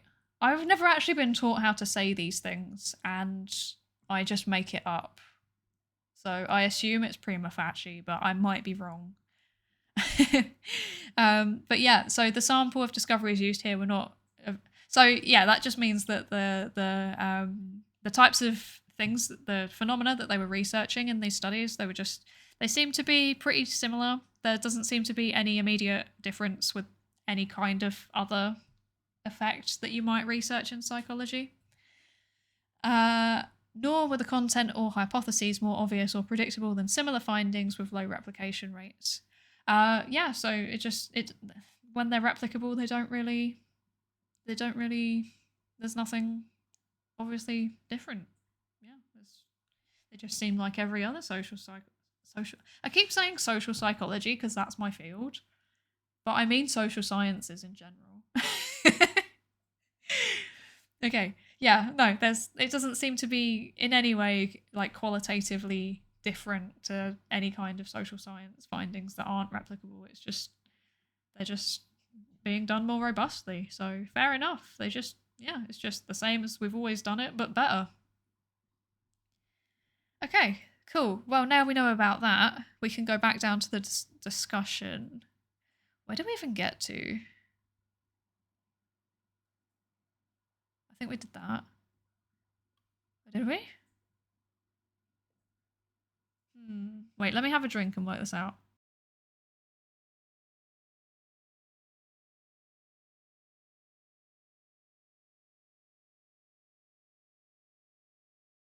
No, we got to here, didn't we?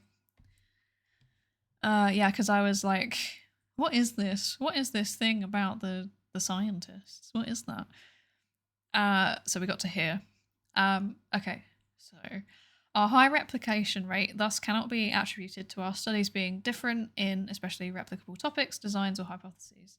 It would also be possible to imagine that we observed higher replicability than other investigations because of the qualities of the researchers involved in this project, such as being better at imagining or discovering new replicable phenomena. Bruh. I mean, not to toot my own horn or anything, but no, fair enough. I mean, they are the list of people. They are, pretty big names, to be fair. Especially in the kind of open, robust, reproducible science area. So, there is a chance that they could be better at discovering replicable findings. It has an actual valid point.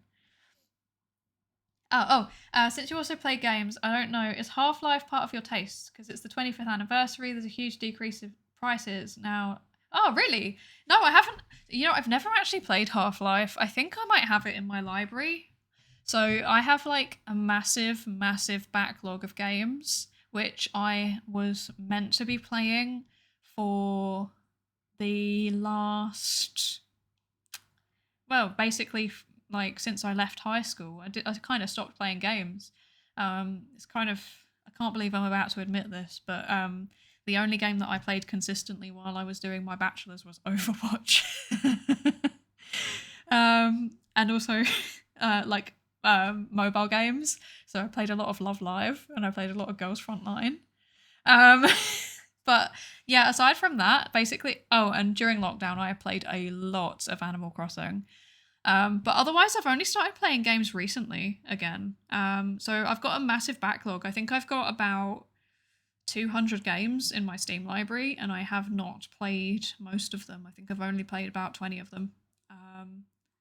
So yeah, it was it was pretty intense getting through, because I worked, like I had multiple part-time jobs alongside my university studies. So I just didn't really get the time to play games. And I'm making up for it now, now that I actually have a bit of time. I don't have much time, but I do have some. I'm kind of reclaiming my time, to be honest, so that I can do fun things. Half-Life 2 is also lowered its prices. You know, honestly, I might actually just have it in my Steam library. In fact, I think I might do. I think I might have bought that, like, you know, that, like, am I right in thinking that Half-Life is in the Valve bundle? I might be wrong, but if it's in the bundle with, like, Portal and Portal 2, then I have it. Because, yeah, I bought it, like, years ago and just never got around to actually playing. Yeah, Orange Box, that's the one. Yeah, I have it in that. But yeah, I never actually got around to playing it. Yeah, it's been like that for a while. Girls Frontline is a gacha, that's valid. Yeah, I had a bit of a gacha problem for a while, to be honest. Yeah, it's like slight addictive personality tendency, perhaps. Actually, I would love to do like to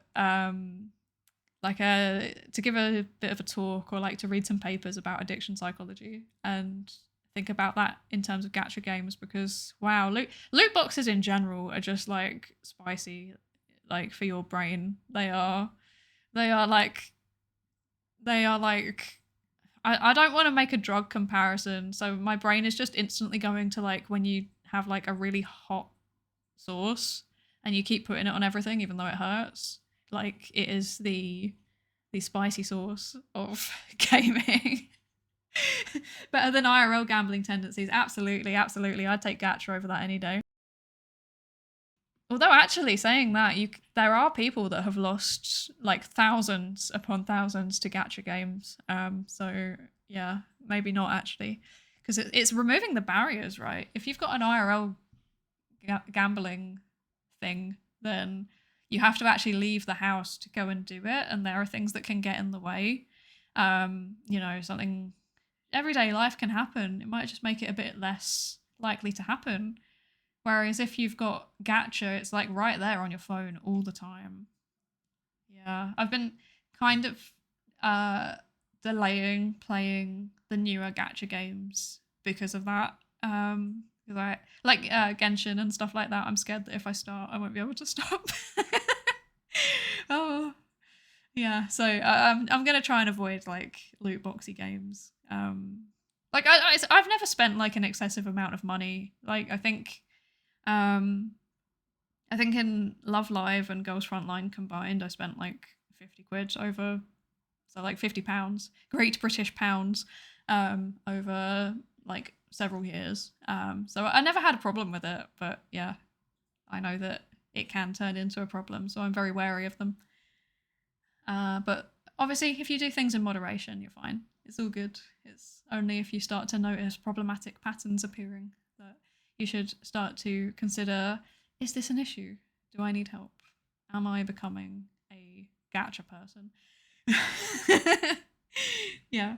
But yeah, I've got so many games in my backlog. It's just like, yeah, there's other things that I want to play first. Yeah. Where was I? What are we doing? We're reading a paper. We're going to get to the end of this and then we'll call it quits for tonight. I mean, I was saying we've not got that long left, but I've actually only made it like 3 paragraphs. Oh dear. Okay, right. Furthermore, we saw no statistically significant evidence of declining effect sizes over replications, either when holding materials, procedures, and sample sources. What?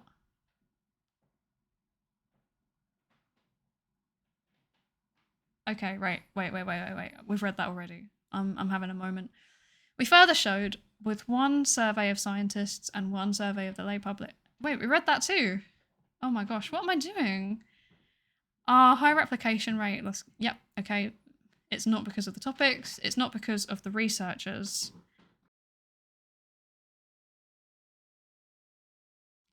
But it is. Although we could be motivated to believe this is a possibility. The principal investigators of this project all have direct experience with their own published findings failing to replicate. Okay, so they're saying we didn't influence it too much because our science used to be rubbish too. I'm not sure that that's a very good argument, to be honest, especially if you're advocating for these kinds of changes in general. It happened to me too is kind of different to like somebody that's churning out those kinds of findings all the time, But maybe they've got a point. I don't know. In this and other research, the participating labs have established practices of making risky predictions, most of which fail to materialize into reliable phenomena. Okay, they're just throwing the dice. They're just going out and seeing what happens. Like they are just, yeah, they're just doing wacky things and seeing if they find wacky results. That's fair enough. Fair enough. If there is an investigator influence on the observed findings, we believe that it's aligned with our interpretation of the present evidence as being due to the adoption of rigor-enhancing practices as lab norms rather than individual exceptionality. That kind of reads like a... Does that read like a humble brag to anyone else? I mean, again, fair enough. Like, it's a fair enough point in context, but, whatever. It's likely that we observed high replicability because of the rigor-enhancing methodological standards adopted in both the original research leading to the discovery and the replication studies. First, rather than using exploratory discoveries as the basis for claiming a finding, all discoveries were subjected to pre-registered self-confirmatory tests. This eliminated inflation of false positives and effect sizes by pre-commitment to research designs and analysis plans. Okay, so yeah, they're actually expanding upon their exploratory findings rather than just saying like, look at this thing I found, isn't it cool, isn't it wacky? This is definitely how people work now, which is unfortunately how a lot of science has been done, kind of like from 2000 until 2015. That was how a lot of science was done, to be honest. Thank you for the follow, Lenny. Thank you. I hope you're enjoying this so far. Okay. So, yep. So they're saying basically we think that the procedures that we're using are just a bit better than the way that science has been done previously. Bet I am. Oh, I'm really glad. Okay. So, second, once a discovery was submitted for a self-confirmatory test, we committed to reporting the outcomes. This eliminated publication bias, which is particularly pernicious when selective reporting of study findings systematically ignores null results. So there's a bit of a tendency, not just in psychology, in like all of the sciences, where if you see an original paper and you're like, okay, I'm going to replicate it or I'm going to build upon it, I'm going to do something funky with it. And then you do your research and you get to the end and you've got null findings. Now, like I said earlier, I think that in itself is really, really important information because it tells you where the limits of your theory is. So I think we talked about boundary conditions before. It tells you where your boundary conditions are. But that is not how the scientific system is necessarily set up. To prove that they're good scientists and to get promotions and to get new jobs and all of that jazz and to get money to do more science, you have to get publications. And publications are they go into journals, which are ultimately basically just profit seeking. They are just for-profit companies that publish the results of scientific findings. And that means that they have their own set of biases that aren't that dissimilar to the mainstream media. They're interested in clicks. They are interested in attention. They are interested in somebody having something funky that goes viral. And then gets more attention and gets more citations, because the more citations that a paper gets, the more influential it is perceived to be by scientists. And then it also inflates a whole bunch of metrics that universities use to assess how important a piece of research is. But those same metrics look good for the journal. Which means that if you have the research equivalent of clickbait, like a wacky finding that completely goes against everything that we expect, researchers are more likely to be interested and to build upon it and to cite it. And then the journal's metrics go up. And then everyone thinks, wow, look at how many citations that journal gets. It must be a really good journal. So yeah, at the end of the day, scientists are also people, and we are completely able to be influenced in the same way that everyone's normal, non-scientists, quote unquote lay people, yeah, in exactly the same way as everyone else, basically. Does or should pre-registration commit you to releasing your data regardless of the result? That's a really good question. So it kind of depends on the data, to be honest. Some of it, I would say yes, absolutely. But some of it, especially in social sciences, you can't necessarily release the data. So for example, if we're thinking about a psychology study where you're looking at people's mental health, that is clinical information. It is medical information. It needs to be kept private. It needs to be kept confidential. And even if you've pre-registered your results, you can't then go and post your data publicly for anybody to look through, because even if there's a slim chance, there is still a chance that somebody may be able to work out who that person is. You know, if they've got like a rare diagnosis and also it says where they live in a country and maybe roughly what their income is, then you can work out, well, this person probably lives in this postcode and there's only 3 people with that diagnosis in that postcode, which is really, really dangerous. That's putting people's privacy at risk. So we have a whole bunch of like procedures and policies around around how to manage that. You know, when we can share data, when we have to share simulated data. So we run a simulation which takes the descriptive statistics of a data set and kind of infers new data points. Yeah, it's got the same parameters, but it's a different set of data, and then we can release that instead and say, like, you know, you can rerun the same statistical tests. It will come out with the same results. It's just not the same data anymore, so it protects privacy. Yeah. Oh, I really just mean the overall result, like publishing the same data, whether or not it is null result. Oh yeah, absolutely. I think that so pre-registration in itself at the minute is just a kind of self-governed thing. So scientists pre-register it, and then it is on them to share the outcome of that pre-registration. Unfortunately, it doesn't always happen. In fact, I think there was a study that came out a little while ago that showed it was only about 40% of pre-registrations actually have any follow-up in the form of a publication or in the form of a shared data set or anything. We have preprints as well, which are basically journal articles before they've been peer-reviewed. So that can be another way to share null results and get them out there, even if a journal won't take them. But to be fair, journals are getting better at accepting null results now.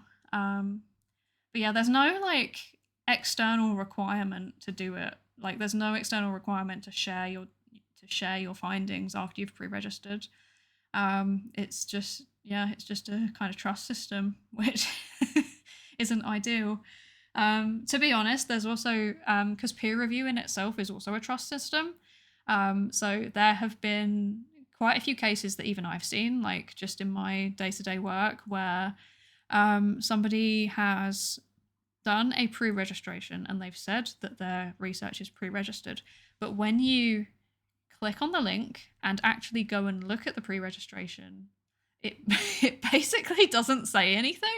Like, it's so vague. There's no explanation of like how they're generating their variables. There's no explanation of how they're removing outliers.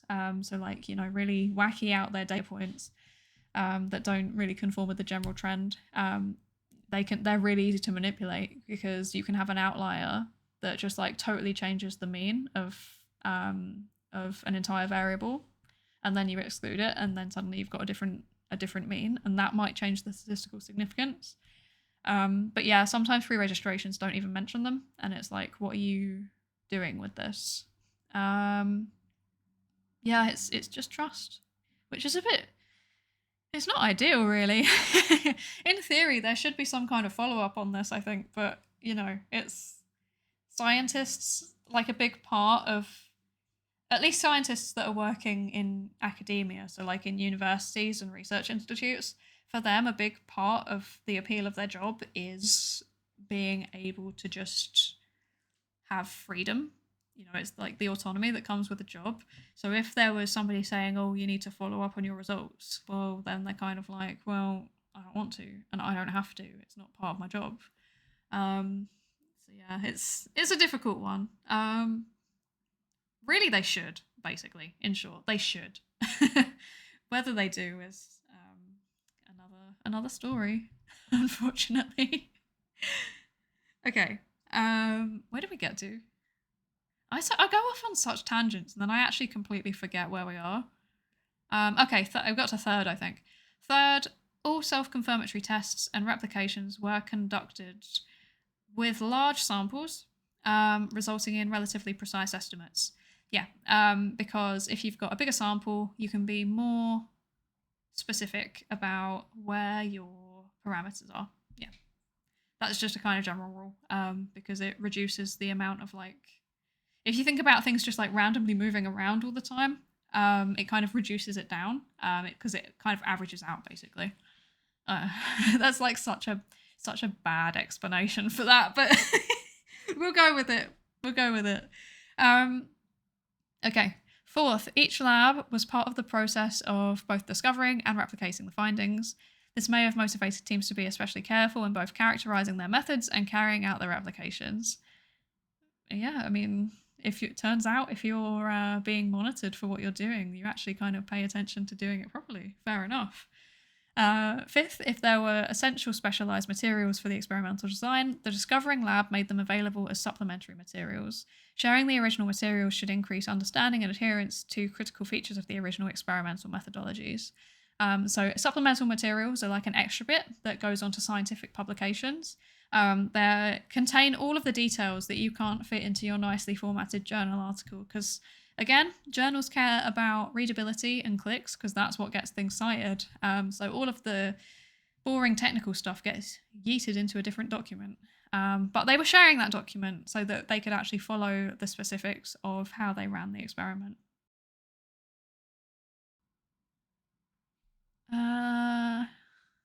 Okay. Sharing. Okay, yeah, I read that.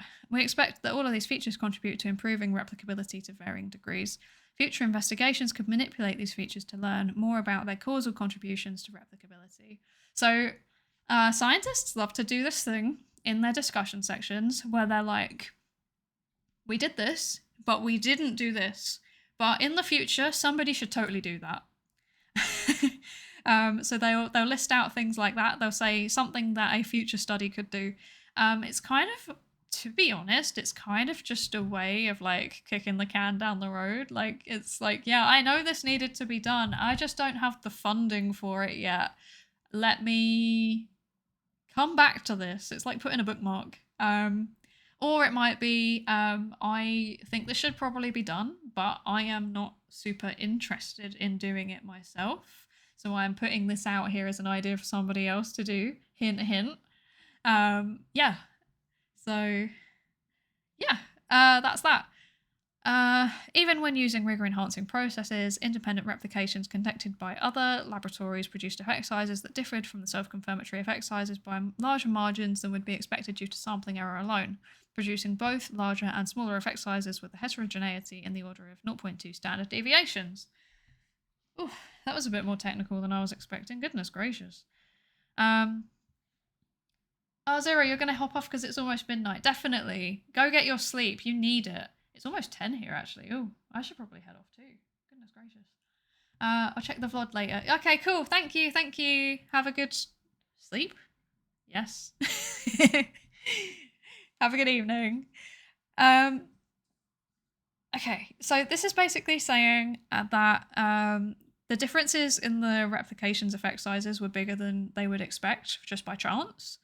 So sampling error is basically just differences between different ways of sampling or different groups that you're collecting data from. And yeah, they were different enough for it to be worrying, although 0.2 standard deviations isn't massive, but yeah, it is enough for it to be of interest for potential future research, I think. The added heterogeneity may be due to ambiguities or imprecise descriptions in the materials provided to replicate in labs, or due to some sample heterogeneities introduced by using varying sampling providers. So yeah, it could be that they weren't listing out all of their details in the way that they should have done, or it could be that so yeah, the other lab couldn't replicate it in the way that they wanted to, or it could be that yeah, the way that they were finding their participants was just slightly different enough to have an effect. The finding highlights the value of multi-lab replication processes even when the original studies follow rigorous practices. Yeah, because it's showing that there can still be differences even if you're in theory doing everything in the way you should. So yeah, we love scientists working together to answer questions. Turns out it's pretty good. An important question is the constraints on the generalizability of these findings to other research. Are 16 novel findings in social behavioural sciences, each involve 2 between subject conditions that could be administered online. All samples for the self-confirmatory tests and replications were drawn from online panels of American adults. These 16 findings do not characterise a representative sample of any methodology or discipline, although they do represent common methodologies, samples, and research questions from the social behavioural sciences. Due to the limited number of participating labs, lab-level variation in the replicability of findings was incalculable. To the extent that labs vary in how they select potential replication targets, the replication rates observed in the present study may not generalise to a broader population of research groups, although, as discussed above, the discovered effects did not differ from similar findings when asking laypeople than a group of researchers to predict them. So, what this is saying, roughly, is that they were using labs that were using a certain type of experimental manipulation. So you can manipulate the same thing in so many different ways. Even if, say for example, let's go back to our VTuber example, right?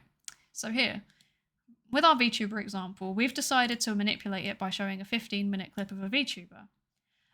But we could also, there's a lot of other content linked to VTubers that we could use. So we've got the clip, we could use a whole VOD, because obviously clips are just a very small nugget of the VTuber. You know, it doesn't represent their personality. So maybe just the more natural speaking and interaction that you would see on a VOD would be different. Similarly, there's like edited videos. So like YouTube style videos that edit down VODs, for example. That would also be different because that is also a different kind of style of content, right? It kind of shows them in a different way. What other types of VTuber content is there? There is art. There is 3D modeling. There is what else is there? There are music videos. There's also just music.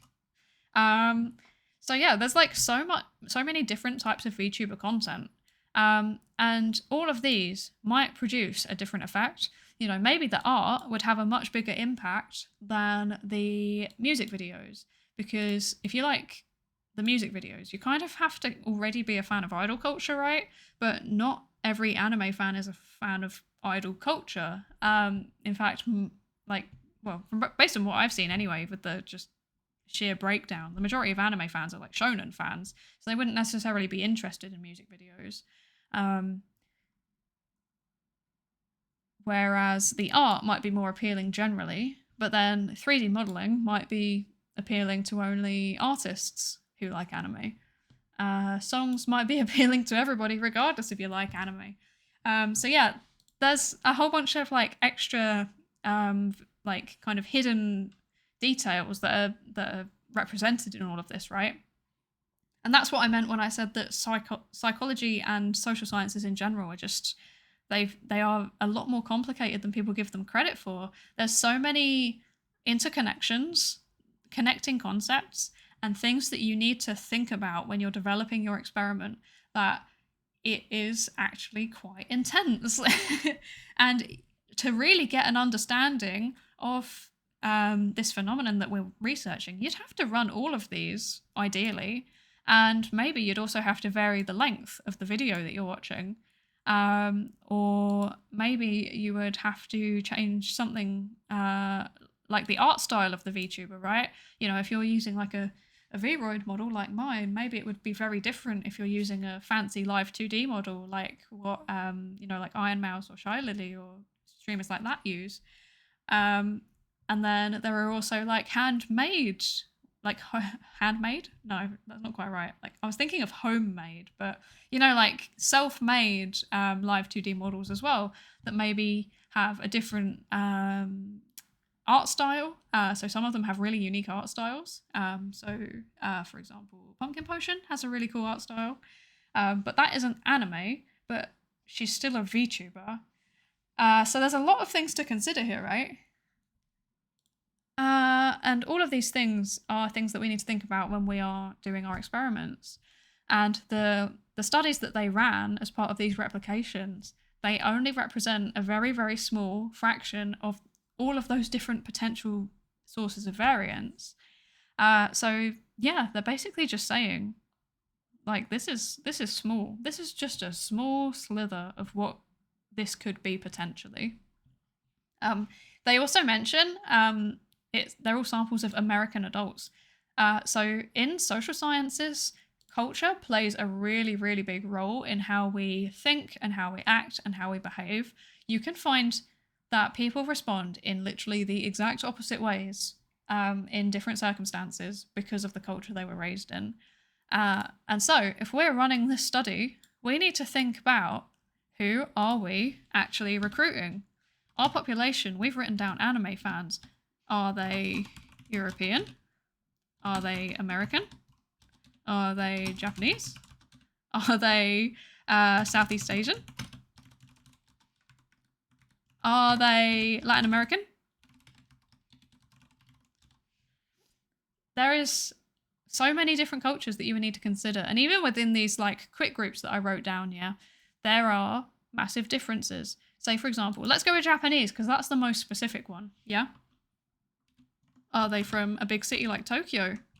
Or are they from the countryside? Does that make a difference in their acceptance of the VTuber? Maybe people from cities would be more willing to accept the VTubers because they're more exposed to anime marketing on a daily basis, whereas folks in the countryside would be a bit more inclined towards the kind of folksy traditional type of mascots, so they would be a bit more wary of the VTubers, and that might also impact our experiment. So hopefully you're starting to realize that there is like so many layers that you need to think about with these. You cannot just assume, if you read a paper and it says, we found this effect and it was a big effect, you cannot just assume that it represents everyone, that you will find that effect over and over again, you know, across different groups of people. Even within the same countries, like even within the same regions, there can be big differences due to things like how they were raised, or whether they've ever experienced poverty or things like that. So yeah, these are things that you need to think about. And they can also affect the replicability, because a large chunk of existing psychological research has been conducted with psychology students because we just go for people that are there. We are using convenient samples rather than the best samples. So that's probably a big reason why things don't replicate. But yeah, these are all things that you need to consider when you're replicating studies. The most obvious area for further testing of the replicability ceiling includes more complex experimental or observational designs, in-person behavioural designs that have intricate staging or unusual protocols, sampling strategies that are more inclusive of the world's population, more heterogeneous conditions, including variations in the procedure and time between investigations, and research domains beyond the social behavioural sciences. So that's kind of just saying what I've just said again. There's differences between different groups of people in the world. There you can have a whole bunch of different experimental conditions, like the different types of VTuber content. And then also time between investigations. So if you measure something repeatedly over and over again, right? Let's say you measure the amount of hours of anime, you measure it immediately after they've seen the VTuber. So, the 7 days go past and then you record how much anime they've been watching, and then you do it again in a month. There might be a difference between the 7 days and the month, because what we often see is that the experimental manipulation kind of diminishes over time. So if you run it again and again and again, you'll find the effect size will go down over time. And it will eventually kind of hit a plateau, which is just chance level. It's just like the average and it just stays there. So yeah, the time between your repeated measures is really important. And then, yeah, research beyond domains beyond the social behavioural sciences. Like I think, to be fair, I think a lot of the kind of like traditional STEM subjects, they already do this stuff, right? There's already really, really big collaborations on things like the Human Genome Project and CERN. So they're kind of already doing this. They already bring together lots and lots of scientists and lots of labs to study the same thing. But we're starting to do it in psychology as well, which is really good. And they're also suggesting to this specific protocol that they're using with the pilot study and then the self-replication and then the repeated labs replication. And maybe that would be useful in other domains too, like maybe chemistry or especially actually drug development. I bet it would be really helpful with that. That might be a bit more difficult though, because a lot of drug development happens in for-profit labs. But the academic side of it could use it.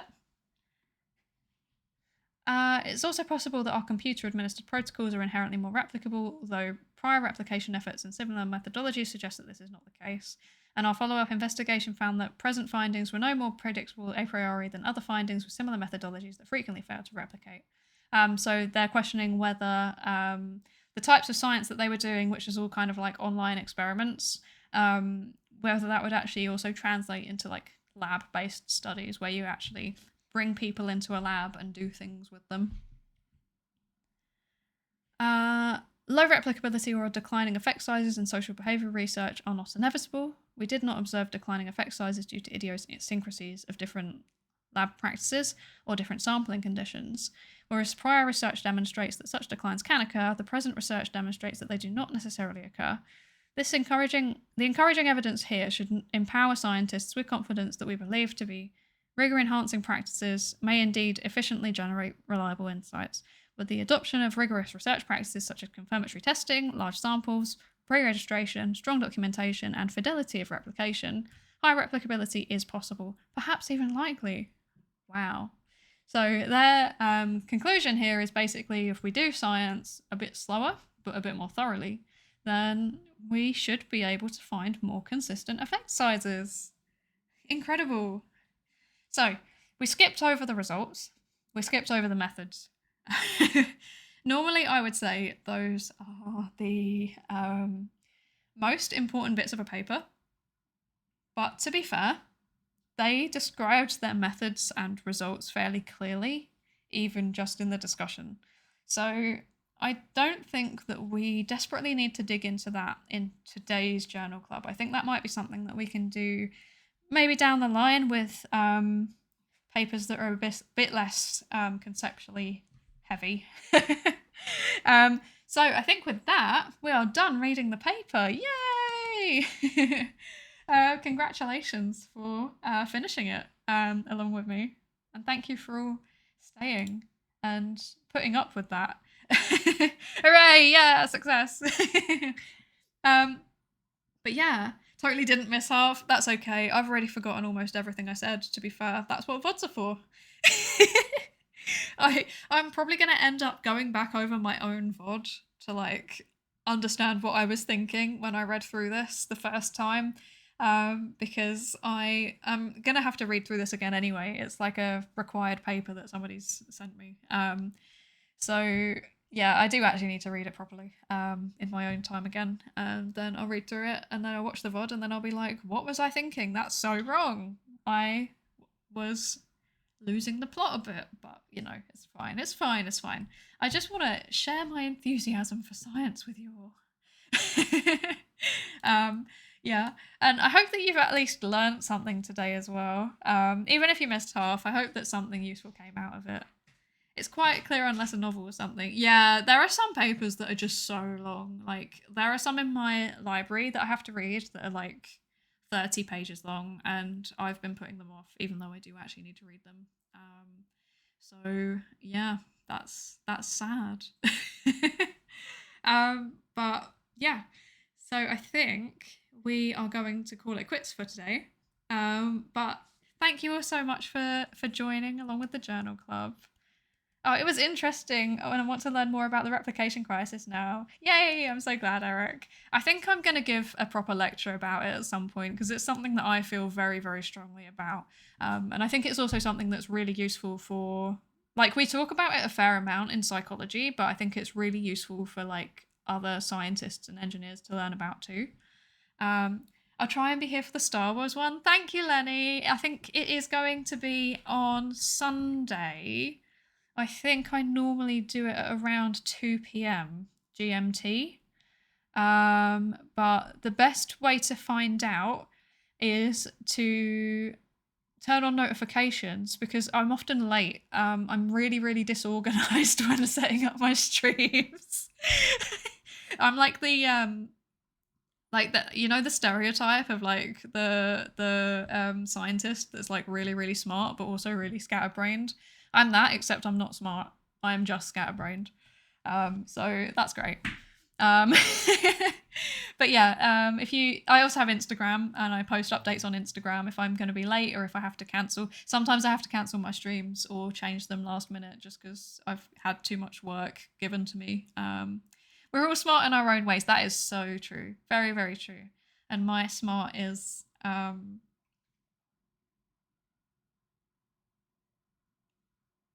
I don't know, I got nothing. I'm sure I've got something. I'm sure I've got something, but, you know, I'm very tired. My brain has been rotted by nature paper, and now it is all smooth, and I've lost my wrinkles. So, teaching and psychology and probably science. Maybe. I hope so anyway. At least I'm enthusiastic about them, so there's at least that. That was a solid 5 seconds of thinking. Yep. I did have to think, and I still got nothing. So that's how we're going. But yeah, thank you all so much for joining. It was really fun reading through this with you all, and I loved hearing your insights and your questions. They really helped me to like think about things in my own way too. Like, it helps me to understand things more clearly. Yeah, go to sleep. It's late. Go to sleep. I will also go to sleep. It's late. Sleep is very, very important for your cognitive processes in general. It's needed to let you think clearly and be big brained and have many wrinkles in your brain. Yeah, I think that's a sign that I definitely need to go to bed anyway. Okay, before we go, is there anyone interesting that we could raid? Let me have a quick look. Is there anyone doing anything sciencey? There is not. There is no science happening in my followings. What's going on in the... Okay, all of the science and technology ones seem to either be in Spanish or German. So I am horribly monolingual and I'm too scared to touch any of those because sometimes you don't know if you're like, you click on it and you're like, hey, this seems like an interesting science and technology stream, and then it's just like, and that's the proof that there's flat Earth and that aliens built the pyramids. And you're just like, what? Where did that come from? Got any French one? I don't speak French. I'm too scared. I studied French for like 6 years and I cannot speak a word of it. Is that one in French? It says Francais, so I think it is French, but I don't know what they're doing, so I'm scared. No. We won't raid. I don't want to raid people that aren't doing their stream in English, because I don't know what they're saying, and yeah, I want to be careful to do largely family friendly raids where possible, or friends. So yeah, we'll I mean, it literally went down the pan straight away, because I think when we raided Jack, that was not family friendly. They're just like instant swear words, but you know, we did our best. Oh, they speak English, but they're also French. Wait, who is it? Who is it? Who is it? Oh, I don't know. I don't know the like raiding etiquette. I feel like it's kind of rude to just turn up and be like, I don't know you. Hi, here's a raid. Like nobody can explain the raiding etiquette to me. I also heard it's really rude to just like randomly like put people in your suggested as well, because I was like, at first I was like, should I put people in my suggested channels? And then I was like, no, wait, I don't actually know these people, and I feel like I should ask their permission. That's the point of the raid, but I also find it rude. Oh, yeah, I don't know. If they don't know me, I don't know, it feels weird. It feels like I'm interrupting something. Like, I wouldn't just like barge into someone else's classroom and be like, hey, here's 6 students. Take them. I would at least ask, you know. Or if it's a friend, then maybe I'd be like, hey, I've got some really enthusiastic students. Do you wanna, I don't know, do you wanna help me teach? Like, could you cover me? Could you cover me? I know it's not the same, but you know, I'm trying to think about it in that way. Yeah. Anyway, yes, it's time for bed. So thank you all for joining me, and I hope you enjoyed the stream. And if you did, and you don't already follow, please do. I'm going to be doing educational streams, I think once a week or so. So things like lectures, journal clubs, stuff like that. And then I also, play the Lego Star Wars. Very cool. Thank you, everybody. Good night. Sleep well.